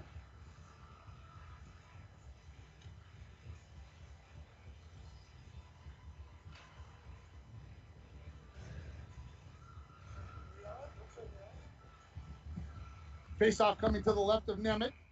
Two number 9s ready to take the face-off. Broncos getting a late player on. Oh, I just got told we're back. All right. Sorry about that. Thanks, everybody. Wayne, thank God he's here, Ringer. We lost Skype for a moment, so we lost all communications, and so we appreciate everybody's comments, texting me especially, letting me know that we were off, and that also that we're back. So thanks to everybody. We appreciate your efforts. 2:18 remaining here. Travis Blaze. Goal! Tie of hockey game. Wow, Sniped right there by Hennon as he picked a spot and he beats Nemec, and we're tied at 3. Holy cow! Travis Blaze said, "Hey, Bowie, the screen's off. I think she's back on again, Travis. Let me know if you're okay with it now." So, again, we've been, for all those that have been off the air, we got a 3-3 game. Lots of scoring. What a sharp angle shot! You just saw the replay if you're watching on yourliveevent.com. Hennon was almost at the red line, almost at the goal line there, and he fired that one over the shoulder of Nemec. We're tied at 3 with 2:13 remaining in the second period. Puck being brought into the zone by the Bearcats. Puck comes loose now. Oh, look out. Centering pass picked off there by Wicklund. As Wicklund up to Koshik. Koshik in on the back end. Gets past the defenseman, but then coming over late was Daniel Johnson to ride Koshik wide of the net. Puck thrown towards the net off the stick of Hell. Comes off the end wall. Going to be picked up there by Swanson. To the far wall. Picked off by Koshik. Koshik tripped up. No penalty coming. Sether. Back to Koshik. Tried to go out to the point. Intercepted there by Sugden. Sugden along with Gustafson into the zone. Sugden left it there. Gustafson heading to the bench. Cross ice pass. Savoni can't catch up with it. But Timothy Johnson will for the Bearcats. Minute 20 remaining in the period. Shot from the wall. Picked up there by Osanowski off the stick of Miles Mason, who has a goal here for the Broncos in this hockey game. And we'll get a face-off to the right of Osanowski with a minute 16 remaining in the second period. This time out brought to you by Napa Auto Supplies of International Falls. Napa Auto Parts, your locally owned Napa Auto Parts here in International Falls. Hey, Todd Bush and his staff say, go Broncos! Wicklund looking to take the face-off against Bakken. Wicklund has the puck. Steps up, shoots, go! Go! That's the hat trick, folks. For Wicklund. Do we throw... I don't know if you should do... Should we throw masks on the ice? I don't know. And I believe that is going to be unassisted. And again, so I believe this could be, well, his last goal was assisted by Matt Worley, and I can't remember if that goal, if we were on the air or not on the air, but it was just a dandy play. Worley kind of snaked the pass through, and Wicklund came in and fired it in, and the Broncos lead 4-3 with just over a minute remaining in the second period. Bearcats right into the Broncos zone with it. Broncos look to clear. It's on the stick of Wicklund. Skates around it. Coming with them is Mason. On the backhand, throws it towards the net. Almost. I thought maybe that was going to sneak in off of a pad, and it could have been the fourth goal for Wicklund. Puck along the far wall now, 45 remaining in the period. Puck pushed along, picked up there by Misson. He throws it up in the air. It'll come right down onto Nemec. Back to pick it up will be Joslin. 35 remaining in the period. Joslin looking up for Skifstead. Skifstead uses his shoulder to stop that bouncing puck. Broncos lose the puck, and here comes Hennon back the other way. Gets it off to Sugden. Backhand shot. Nemec says, I'm not taking any chances with number 9 sitting around. I'm going to grab that, and we're going to settle everybody down. Well, right as we went off, too, I had our save of the period there by Luke Nemec again. Or Mitchell Nemec, brought to you by Luke Nemec, Family Chiropractic Center of International Falls. Oh, excuse me, Ringer. Providing care for people of all ages. Luke Nemec, he's located at 409 4th Street in International Falls, and these masks can be cumbersome. Yes, they can. 20 seconds remaining. Broncos win the faceoff. Koshik looking for it. One final rush here possibly for the Broncos. Koshik into the zone. Into the corner. Out front is Setzer waiting for a centering pass. Koshik finally catches back up with it. Waiting. 8 remaining. Koshik leaves it off. Worley, slap shot for the point. That hits Koshik in the skate, goes in behind the line. One final opportunity by Setzer on the centering pass, but cleared away by the Bearcats. And we are going to head to the second intermission with the Broncos leading it by a score of 4-3. It was 2-0 after the first period. 5 goals in that second period with Kittson getting the better of it as they outscore the Broncos by a margin of 3-2. We'll take a break and we'll come back with more here from Bronco Arena. You're listening to High School Boys Hockey on K104 and online at yourliveevent.com. It's time to discover the new Buick lineup of craftsmanship and luxurious styling. Washke Family GM Center has great deals on their expectation-shattering lineup, like the 2020 Buick Encore, the compact luxury SUV with a quiet, spacious cabin and comfortable seating up to 5. And the 2020 Buick Envision, the midsize SUV that's a joy to ride. Or go big with the 2020 Buick Enclave, tomorrow's SUV for today's family with seating up to 7. Washke Family GM Center of International Falls. Visit washkegm.com for more details.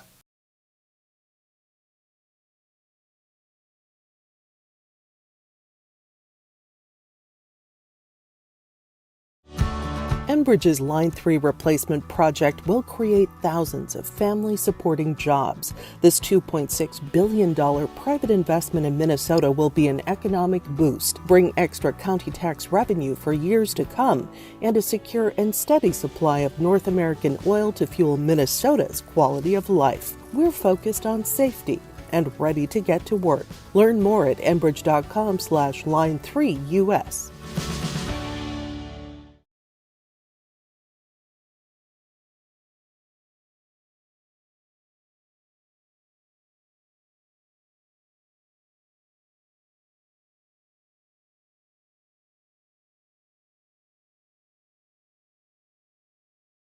Once upon a time in a convenience store, a woman asked, which zero-calorie drink will I like more? The cashier said, I have a thought.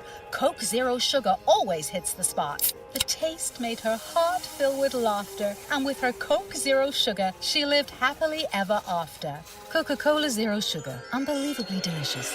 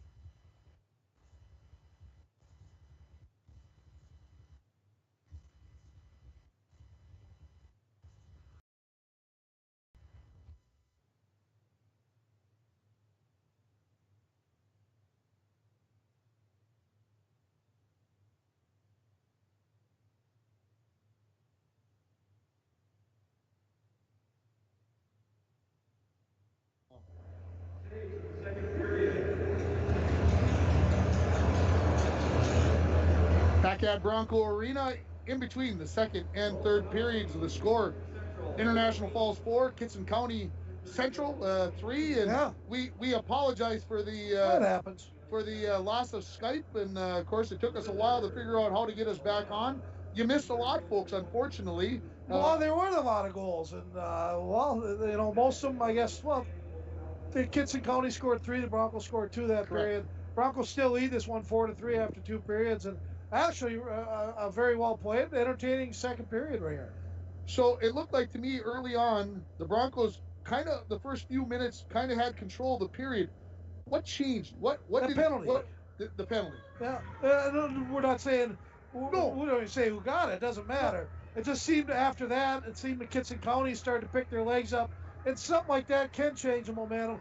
Brady Wickland said, heck with that. We got to get the momentum back. Big goal with about 2 minutes left in that second period. Brady Wickland picking up his third of the game, and It could be the big change for the Broncos. So where do the teams go from here? Let's start with Kittson County, because I won't say that they looked poor in the first period. It just looked like the Broncos had more legs, but it certainly looked like to me that that the Bearcats got going. They found some energy somewhere. Yeah, the bus legs, as they say. Yeah. I'm not a firm believer in it totally, but it can happen. That's about a 4-hour ride, Ringer, so could be a little bit of bus legs, but nothing wrong with number 9. He seems to be moving along pretty good out there, and 23 as well. So it was kind of a barrage there, and they scored on their opportunities, and that's why we got a 1-goal game. Yeah, Hennon, that last goal, the sharp angled one, that's just something where that's a lot of practice.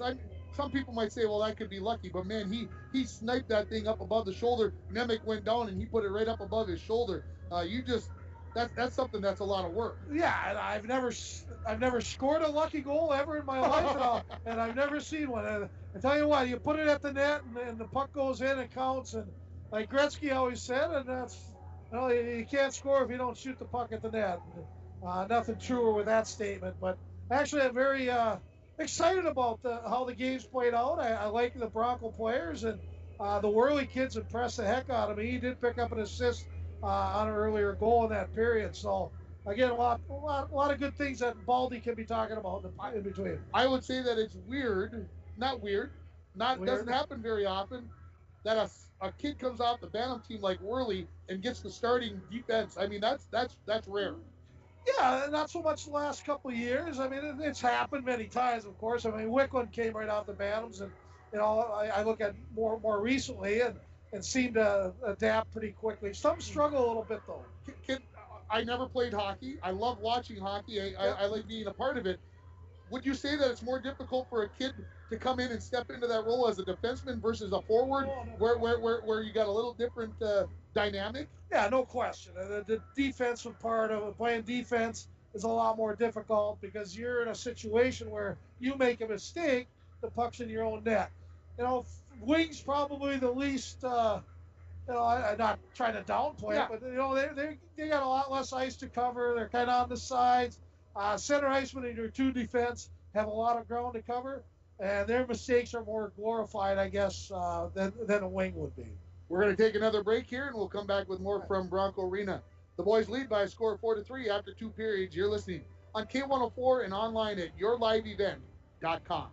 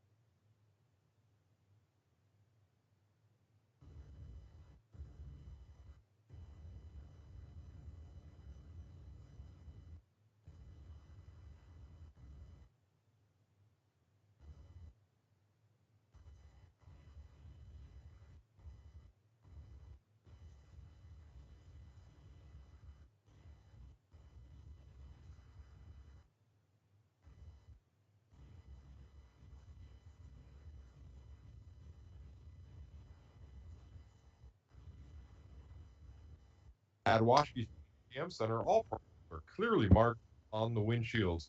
No surprises, just great prices. Talk to Scott and his staff and let Washki's Family GM Center put you in a brand new GMC truck today. Shop locally and save money. Visit washkigm.com for more details.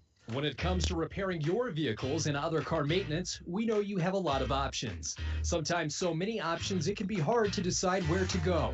The Dent Shop of International Falls offers the highest quality service, competitive pricing, and a knowledgeable staff. Right now, all auto glass repairs are only $60. If you have a chip in your glass or you have that irritating line through your windshield, bring it in to the Dent Shop.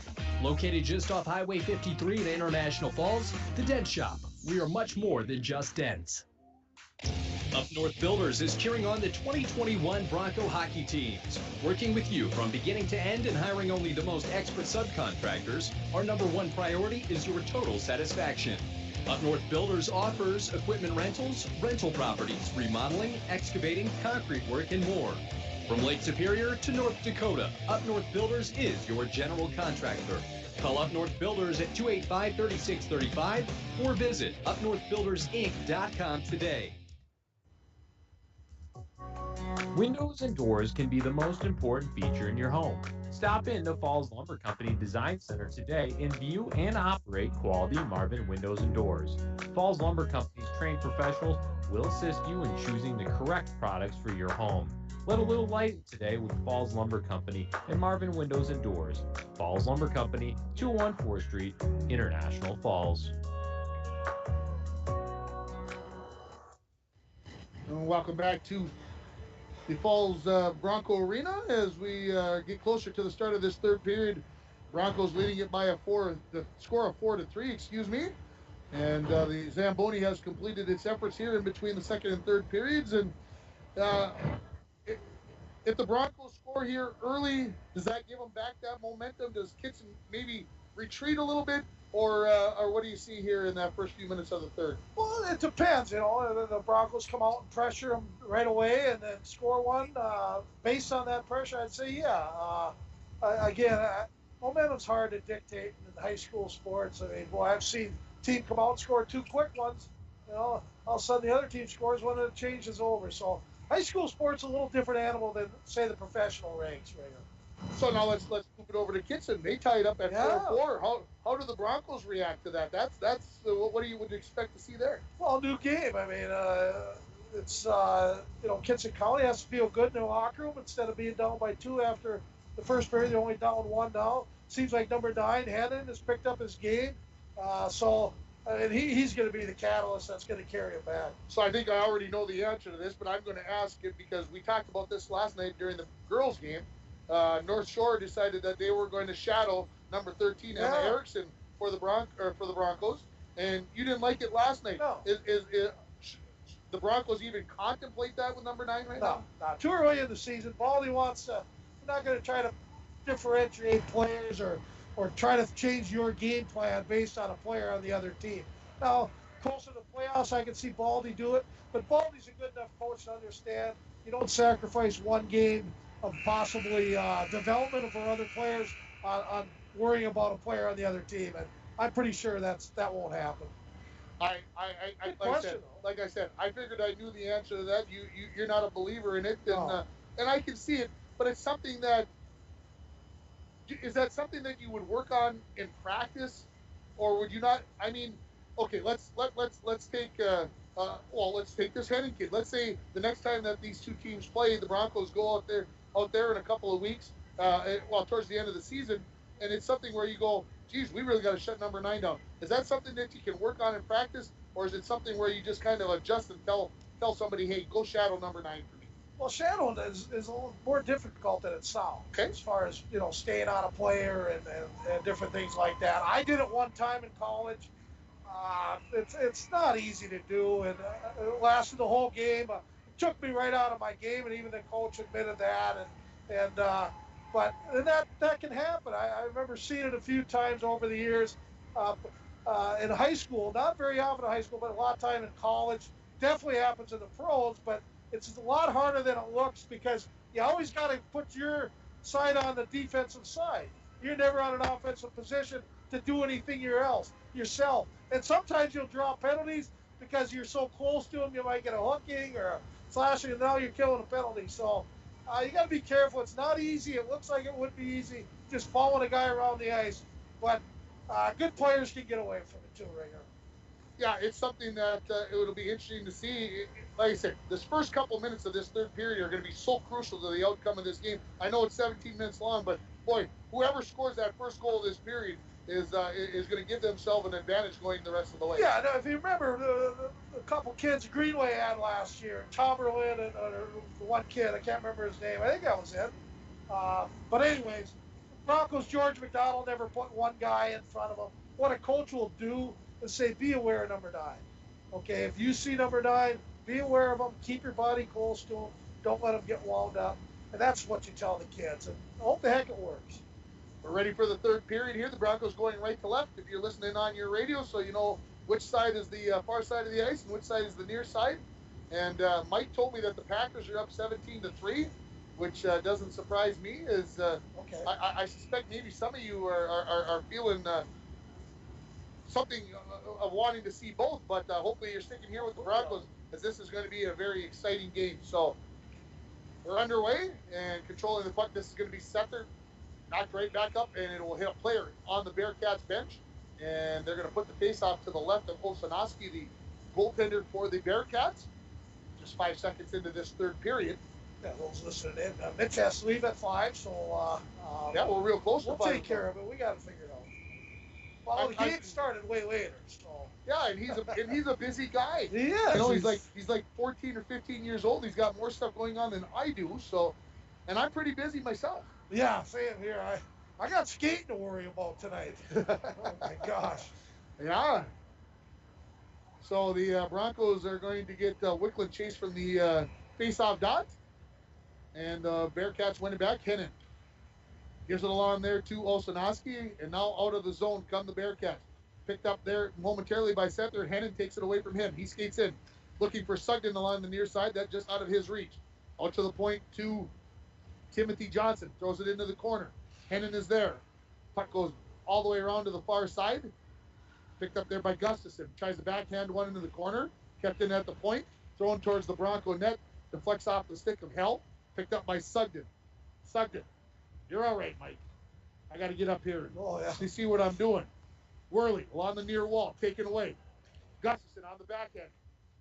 Hennon. Backhanded pass that's broken up nicely by Koshik as he was skating back into position. Bearcats putting the pressure on. Gustafson checked off the puck there. Comes loose to the far side. Finally, Worley will get it out of the zone, and the Bearcats will have to regroup at center ice.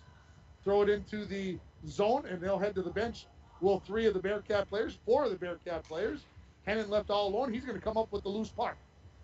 Koshik tips it out of the zone. Bearcats will regroup again in neutral ice. This is Swanson. Comes to the near blue line. Getting a knee out there. Maybe it was Koshik. I thought the penalty was... I looked at both officials thinking it was coming. Bearcats continue to keep the pressure on here. 90 seconds into this third period. Broncos haven't had the puck down on the far end of the ice yet, but maybe they'll get it here. Koshik throws it into Osanoski. Tough time controlling that as the Broncos changing behind the plate. Ready to come out with it. Here's Misson. Skates into the Broncos zone. Lets a wrister go. Nemec saw it all the way. Puts the glove to it. Hangs on and stops the clock with 15-12 remaining in the third period. Score, International Falls 4, Kittson County 3. Yeah, good opening 2 minutes for Kittson County right here. I mean, they definitely held the play on that. They had some good chances, and Mitch Nemec holding true, doing a good job. Savonin wins the face-off. Talmadge in behind his own net, wheels out along the near wall. Good head of steam here for Joey. Wow. Gets in, and Savonin going to be in just ahead of him as Savonin just couldn't get out of the way. Well, say what you want about it. I really like that. Having that big 6'3" defenseman lugging that puck out of the zone. I mean, he's going to want to hit that, and little Joey Talmadge has really improved a lot right here. Yeah, with that kind of size, it can be very intimidating. Face-off put into the Bearcat zone, throwing it along the near wall, Timothy Johnson. And the Bearcats flip one up, go all the way down. This will be an icing call as it gets on edge. And the whistle comes here, 14:49 left in the third period.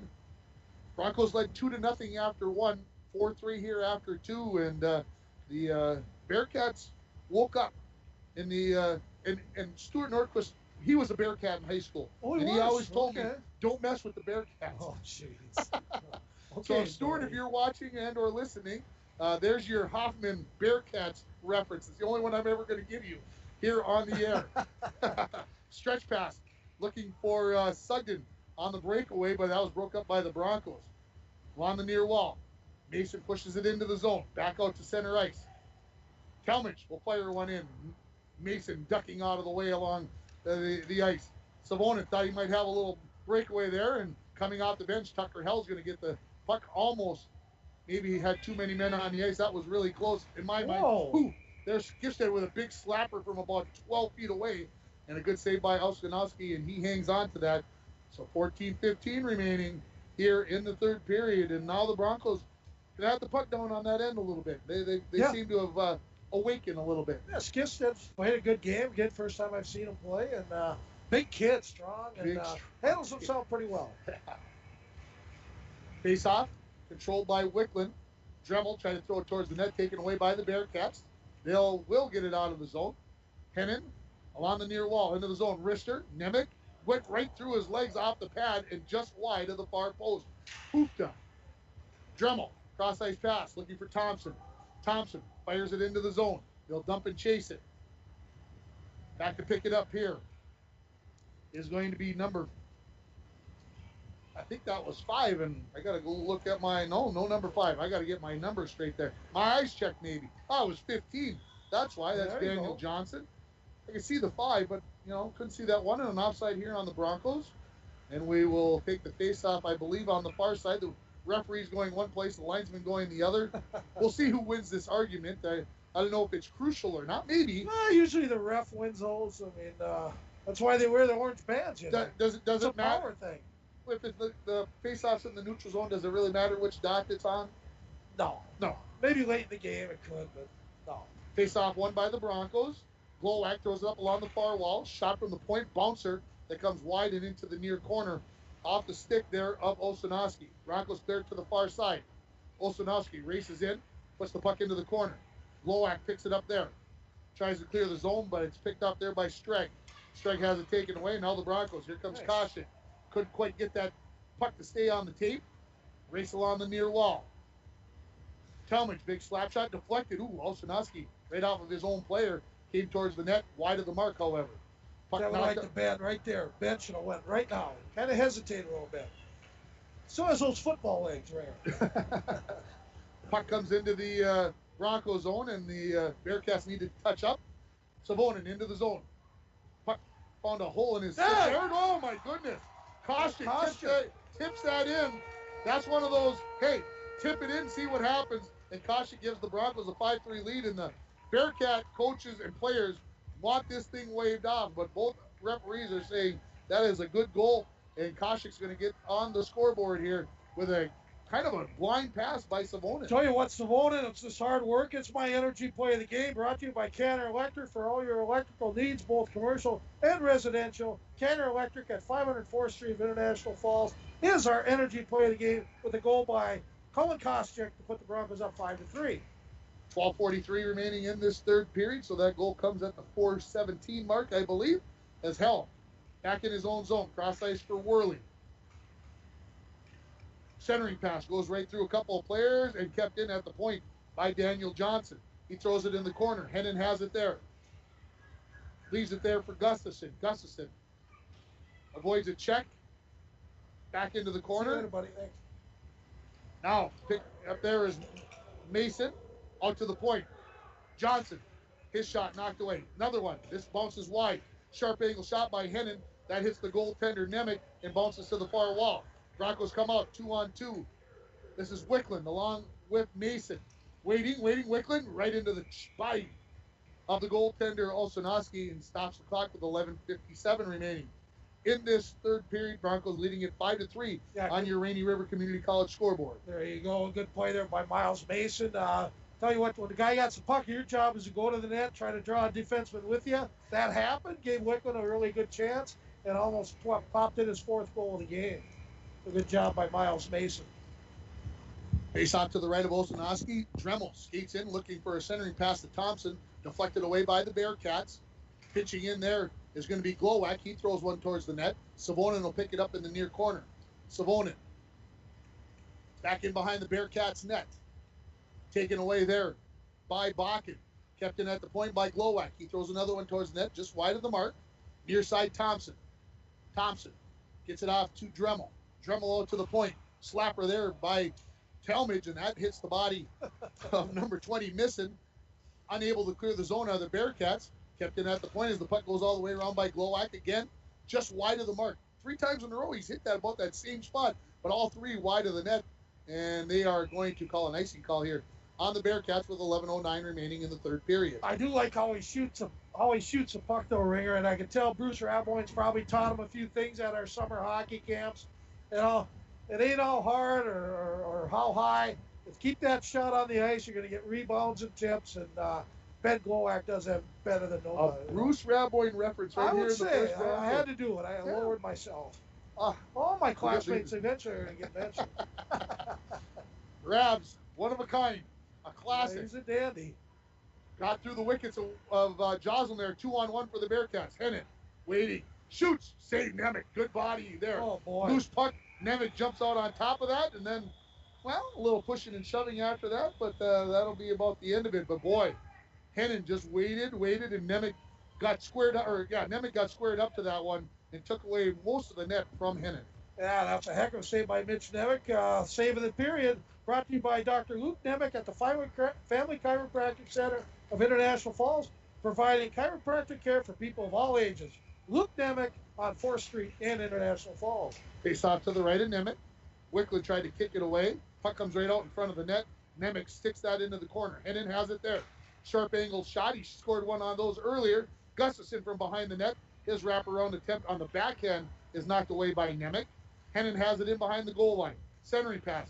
Unable to get a shot off there where the Bearcats number 13, that was mirrored, and then the save on the shot by Daniel Johnson. Another stoppage in play here. 10:32 remaining in this third period. Broncos have added to their one-goal lead as they lead it 5-3.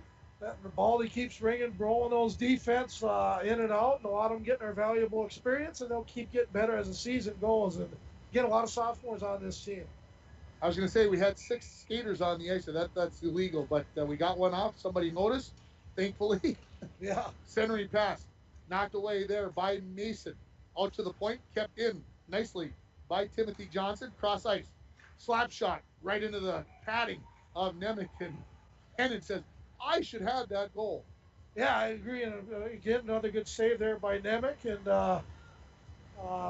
Savonen's played a lot at center ice today. Yeah. So we'll get a face-off to the right of Nemec. Face-off, won by the Bearcats, and the shot by Gustafson goes wide of the mark. Kept in at the point. Thrown towards the net, knocked away by Glowak. Sugden picks it up, centering pass. Hennon, his shot hit a stick of the Bronco, goes high into the far corner. Skifstad looking to clear the zone, kept in there at the point nicely by Osanowski. He throws it in behind the Bronco goal line. Glowak flips one out to Skifstad. Nice. Hits a cutting Mason right up the center of the ice. They come 2-on-2 into the zone. Right back to Skifstad. Joining the play is Savonin. Skifstad ridden in hard into the boards. Hopefully they'll both get up. Looks like they're going to. Good check there by Savonin as Mason throws it in behind the Bearcat net. Hennon has it in the near corner. Looks up. Fires one out to center ice. This is Sugden. 1-on-3 into the zone. Good job there by Tucker Hell. Yeah. Knocking that one away. Picking up the loose puck, Worley. Worley avoids a big check there. Hennon, he gets checked by Savonin. Little extra pushing. Backhanded shot there, knocked down by Mason out to center ice. Here comes Savonin. 1-on-1 into the zone. Waiting, shooting, hit the stick of the defenseman there. Swanson goes into the far corners. The Broncos changing in behind the plate. 9 minutes remaining in this third period. 5-3 lead. Hell, top of the slot. His shot goes wide. Somehow got up into. How did he get up into the netting? That puck was not that. You don't like to use the word dasher? Well, dashers have a small little angle on them, and if it hits the upper angle on it, automatically, you know math better than most. Kind of like a triangle, it'll triangle it up into the. How did I do? You did pretty good. Yeah. You did pretty good. I gotta give it to you. And I used the word dasher. You didn't. Used that word last night, folks. If you weren't listening, for the first time ever calling a hockey game, I used dasher board. So might be the only time I ever have used it or will use it. Shot from the point. That's knocked away by Osanowski off the stick of Glowak. Kelmich keeps it in at the near point. In behind the goal line now. Wickland tried to walk out, but that was knocked off of his stick. And lifting it high out of the zone and down the ice. It'll come right on to Nemec, are the Bearcats. Glowak looks to go out the far side. Tipped along by Thompson. And we'll get an offside. That puck did come outside of the zone. And the Bearcats, Bakken was looking to maybe see if we had the official paying attention or not as he tried to squeeze that one back in the zone. We're just past the halfway mark of this third period. 5-3, the Broncos leading it on your Rainy River Community College scoreboard. 2 number 9s take the faceoff. Wickland wins another one. He's been very good on the faceoffs tonight. This afternoon, whichever. Don't judge me on that one. It's almost. It's almost 5, right? It is 5:03, so it's almost nighttime. Out to the point. This is Timothy Johnson. His wrister changed direction. Sharp angle shot in there. What a save there off of the stick of Bakken as he comes to the near post, and holy cow. Puck in the corner. And of course, our camera guy, our instant replay guy, is Well, running he's the camera. he's on the camera now, so. Well, you gotta multitask, right? Yeah. This is Gustafson. Loses the handle on it and cleared out to center ice by Thompson. Bearcats regroup there. Off to Gustafson. Gustafson throws it across ice. Sether. Ooh, little fancy pass there. Nemec comes out to clear the puck. Thompson skates up along the near wall. Takes a hip check there from Gustafson. Bearcats send it down. That'll be an icing call here on Kittson with 7:28 remaining in the third period. Broncos maintaining a 5-3 lead. 2-0 after the first, 4-3 after two. And the Broncos the lone goal here in the third period for that 5-3 lead. Yeah, Thompson, he asked me about him earlier in the game. Good, honest player. Does the little things, goes up and down his wing, takes the man when needed, and actually plays pretty well. So I've been very impressed with Tristan Thompson. Kostick to take the face-off. I think that's the first one he's taken in this hockey game. And the Bearcats will come up with the better of it. Worley, the wrister from the point, comes into the near corner. Battle on the near half wall. The Bearcats come away with it. This is Misson. Misson throws it off the wall, looking to get it to himself. Him and Hell will race after it. Still in the skates. 5 players there. The Broncos come away with it. Sethers. Nice. Used his body well to keep control of the puck. Got it off to Kostick. Kostick, a little shoulder to shoulder there. Comes up with it. Kostick tried to push it further along. Kept in at the point by Hell. Hell. Top of the slot. Shot. Knocked down by the glove of Osanowski. And then he covers up the rebound. 6:44 remaining. Third period. Broncos continue to lead by 2 goals here. Yeah, Tucko Harrell very good again tonight and just plays a steady game. Haven't probably talked about him as much as normal, but I've been kind of concentrating on the younger guys, and I know Tucker Hell's going to give me 110% every game. So well, it's what we expect. You don't have to worry it's about what we expect from him. So exactly. we don't Yeah. Broncos win the face-off. Mason's shot was deflected into the near corner. Throwing it to the far side, the Bearcats looking to clear out of the zone here. This is Swanson. Tripped up there. Cross-ice pass. Looking for Sugden. Skates into the zone. Talmadge breaks that up. Ooh, a late shot flipped up there by Hennon. And Nemec got the blocker up there and maybe his face mask to stop that shot attempt. Right out front. Sugden couldn't come up with it. And the Broncos avoid a good opportunity by the Bearcats there. Getting it out of zone. Talmadge comes up with a good body check. And the Broncos get the puck back. This is Mason. Puck laying at center ice. Now Kostick. Just over 6 minutes remaining in the third period. Here comes Gustafson in the zone, 1-on-4. He has it poked away by Talmadge. Kostick looking up for Skifstead. That's knocked away. Bearcats come back the other way. Hennon gets past Joslin, top of the near circle. Dot. Shot went high over the crossbar. Kept in at the point by Streg. Cross-ice pass knocked away nicely there by Tucker Hell. Playing the forward position now. Tucker Hell looking to put the pressure on. Coming in, pressure, Nice. Sabonis. Skifstead shot right into the body. Right play. Like what the Broncos did there. Very nicely done. That's what I mean. Very impressive. Smart. Looks around. Sees Skifstead. Actually, Skifstead set himself up very well there. I would have loved to see the big fella pocket that one in for a 6-3 lead, but he's played very well. He's got a lot to be proud Well, of. Mom and Dad right to our right. They want to see him do well too, so they want to hear what the reaction's going to be when he does put it in the back of the net. Good thing you should have told me that earlier. And brother, they only came up here in the third period, I think. And of course, brother's listening, I believe, down in Duluth, so he'd also be very excited. Hell, shot that hits traffic. As we get back to the game here, folks, we apologize. Just over 5 remaining. Lowak back to pick it up. Knocks it out to center ice. Back to pick it up there is Daniel Johnson. Cross ice. Looking for Swanson. He couldn't quite control it, and the Broncos put it in behind the Bearcat net. On the near wall now. Missing. Out to center ice. Gets it onto the stick of Bakken, who throws it into the far corner. Worley with a head of steam. Races back to pick it up. Uses the body well to protect the puck there. Still has it, does Worley. Confined, but has it. Gets past, gets knocked down, and somehow Savonin comes up with the loose puck, gets it out to center ice. Laying there, Bakken turns, fires one towards Nemec. Blades that down. Nemec waiting as the Broncos changing. Gets it onto the stick of Savonin. Up along the near wall. Into the Bearcat zone. Tried to leave it there for Dremel, and it's intercepted by the Bearcats. Back the other way, intercepted by Worley. Gets it to Dremel, who pushes it towards the Bearcat zone, where they pick it up. Along the near wall, they'll throw it in. Nobody really. Oh, okay. Jeez. One hand up, looking over, punch behind the goal line. I'm waiting for a whistle.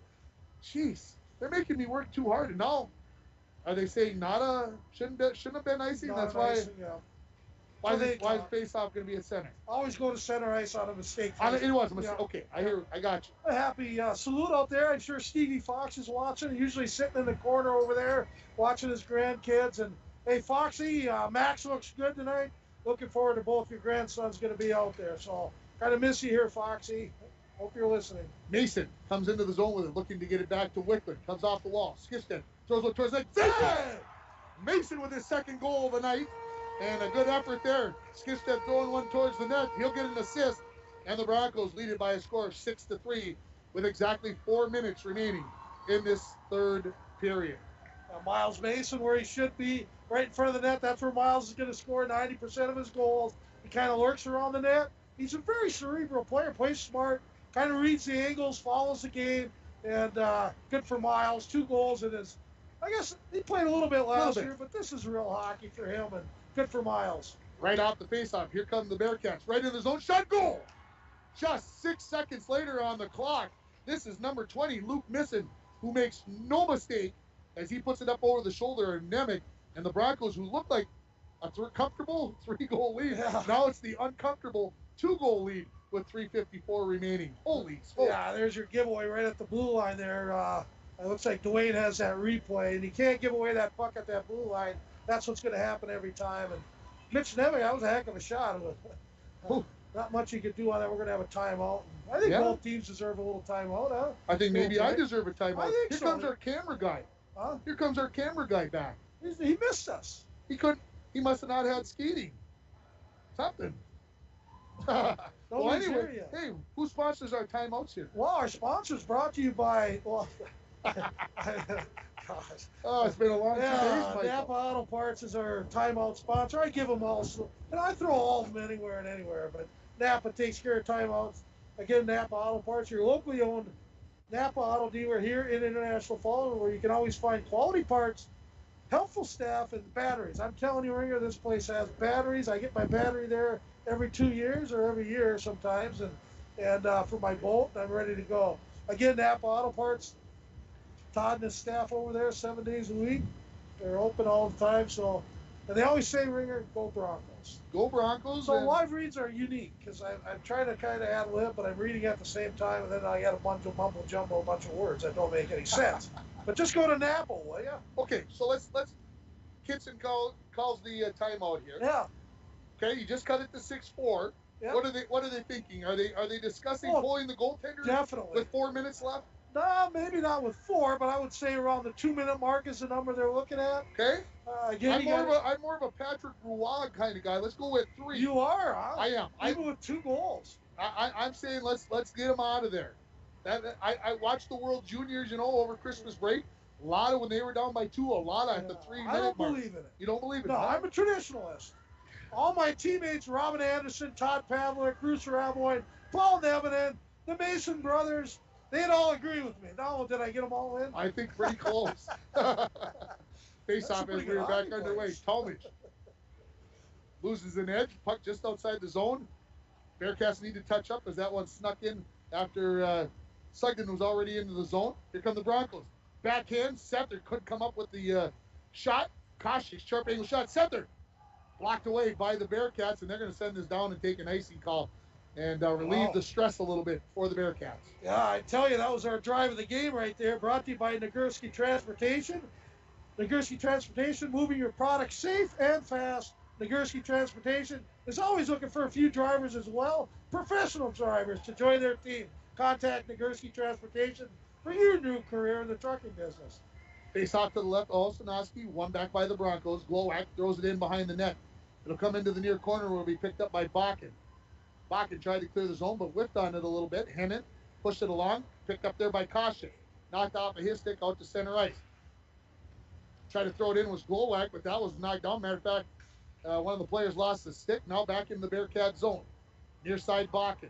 3 minutes remaining. Up to Sugden. He skates in. Tries to split through the defense. Talmadge comes up with a good poke check there. 2-on-2 back the other way. Savonin with caution. Savonin just squeezes by the far side past Timothy Johnson. Then gets knocked down by Bakken. Bakken looks like he's playing defense a little bit here, so I'm not sure if something happened to one of the players because he's a forward listed on this, but he's been back in behind the net quite a bit. Tucker Hell in behind his own net, and we're going to get a penalty away from the play, and the Bearcats will touch up and the penalty here and cross-check on Hennon. I thought it would be an well, if he wouldn't have cross-checked it, it would have been an interference call. Is that where Worley went down over yes. there? Yep. Yeah. Cross-checking. So the Broncos go on the power play. First power play? Looks like it's the first power play of the game. Power play is brought to you by Dr. Orwell Walker, optometrist in downtown Fort Francis on Scott Street. Dr. Orwell Walker will take care of your eye care needs. And yes, when we do get back there, we can go over and get our eye care over there. And great person, Dr. Orwell Walker. 2:33 remaining here. Broncos going on their first power play of the game, as Mike said. And 2 minutes here for the Broncos to try to hopefully put some pressure on and possibly add to their 6-4 lead. Kept in at the point by Worley. Worley got 2 green jerseys all over him. Somehow he was able to get there and keep it in so Wickland could keep it in the zone. Now in the corner. Coming up with the turnover is Savonin. Savonin in behind the net. Looking out to the near side to Wickland. Near circle. Along the wall. Good pressure in front. Skifstead using his body as a screen. They got 2 guys on him trying to push him out of there, and they can't. You can't move him. Hell, near point. Cross ice for Worley. Worley looking. Hit a skate with that wrister, and that was Stragan. He looks to send it out, but it kept in by Worley. Pops one up in the air. Straight back to pick it up. Minute 45 remaining in the third. 6-4. Kept in by Hell at the point on the clearing attempt. Gets it to Wickland. Wickland. Savonin walks out of the corner. Shoots. Goes high and wide. Up off the D-board. There. The dasher. And here come the Broncos back the other way. Hell leaves it for Wickland. Wickland. Nice. There's Gibson. Oh! I thought it was in the back of the net. Not to be on the power play. Minute 20 remaining. Wickland has it along the near half wall. Gets it to Savonin. Savonin in the corner. Waiting. Back to Wickland. Wickland. Hell walks in. Shoots wide of the mark. Goes into the corner. Just over a minute remaining. And the Bearcats clear it out here. Back to pick it up is going to be Worley. Bearcats getting fresh penalty killers out. Off the near wall. Picked up by Gustafson. Gustafson has it taken away by the Broncos. Skifstead up to Koshik. 50 remaining in the third period. Koshik has to get back on side. He can't on his... Unfortunately, that puck had a mind of its own. He just couldn't get himself back on side before touching that puck. Boy, what a feed by Wickland over to Skifstead. And boy, I think he's going to watch that tonight in the replay. What was I thinking? Face off won by the You Broncos. think his brother would have put that one in? Oh, maybe. They'll have arguments about that, I'm sure. Here come the Broncos. Still on the power play. 5 remaining. Sether with the shot. In behind the net. Comes off the end wall. Talmadge keeps it in with 30 left in the game. Kostyuk. Along the far half wall. Backhands one, and the Bearcats knock it out to center ice. Glowak knocks it down. Hennon steals it. Gonna walk in on Nemec. Shoots. Save! By Nemec. As the buzzer goes off. Wow. Nemec, that might have been the save of the game right there. Luke Nemec did thank you to Luke Nemec, chiropractor on 4th Street in International Falls. And my mic's all messed up. But we'll get through this. Broncos win it by a score of 6-4. We're going to take a break and we'll come back with the post-game show. You're listening to Bronco Boys Hockey on K104 and online at yourliveevent.com. A message. Kuchiching in Edge. A 2020 findings of any abuse,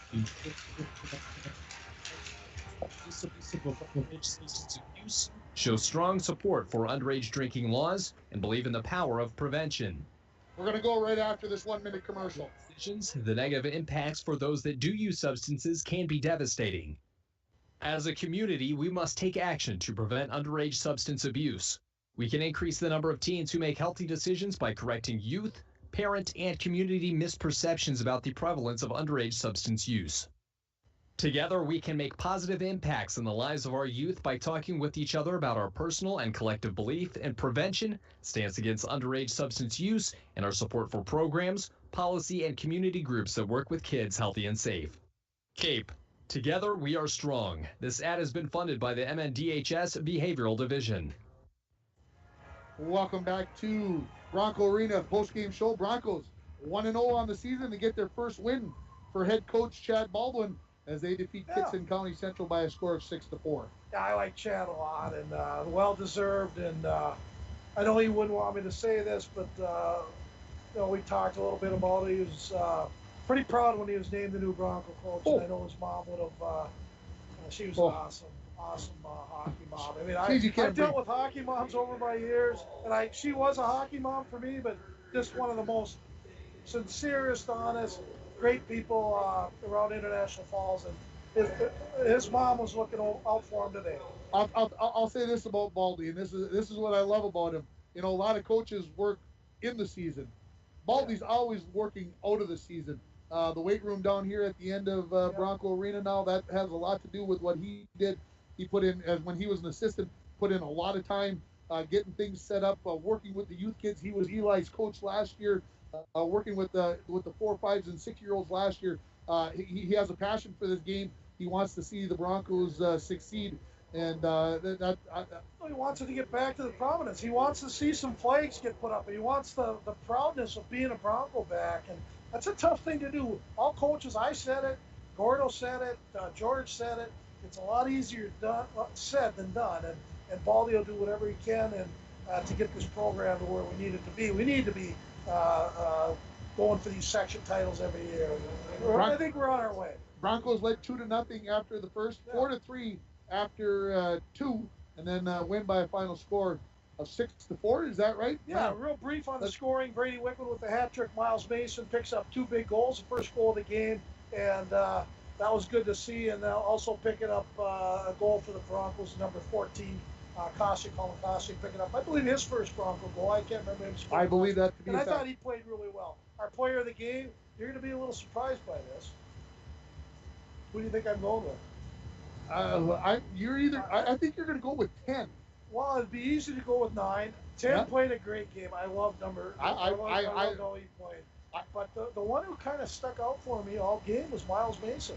Doing the little things, doing the corner work, getting to the loose pucks, puck protection, getting in front of the net. That's a lot of today's hockey game is small game battles and battles in the corner. I mean, I watched him come back on some back checks, and he played both ends of the ice. And he's not the prettiest of players, but tell you what, he works hard. He's got passion for the game. He got the job done. Miles Mason, I believe our North Star Electric Energy Star player of the game. The power of human connections can be seen on and off the field. The same is true with North Star Electric. Congratulations to Game's Energy Star player of the game, Miles Mason, from North Star Electric. The final score here, 6-4 tonight. I want to thank cameraman over there, Mitch Erickson, Dwayne for pushing all the buttons, getting us back on the air, and Mike, appreciate it coming back on. Good weekend, Ray. We're back, and we're going to have some fun over the next 2 months. The next game here on our airwaves will be on Monday night as the Bronco girls open their 2021 season as they travel down to Northwoods. Chris Norton will be down there to bring you all the action. We're not sure if it's going to be on yourliveevent.com, but it will be on K104 on Monday night. We'll have Bronco boys hockey as they take on Greenway in their first IRC game on Tuesday night, as we will get a feed from Sheldon Slaybaugh and the crew down there at KMFY, KOZY. So we'll be looking forward to that on Tuesday night. And then we've got a busy end of the week as well, as we'll have a basketball hockey doubleheader on Thursday and a girls hockey game on Friday night. For everybody at K104, this is Tim Ringhoffer. Broncos win by a final score of 6-4. Everybody enjoy your weekend, and Broncos win by a final score of 6-4.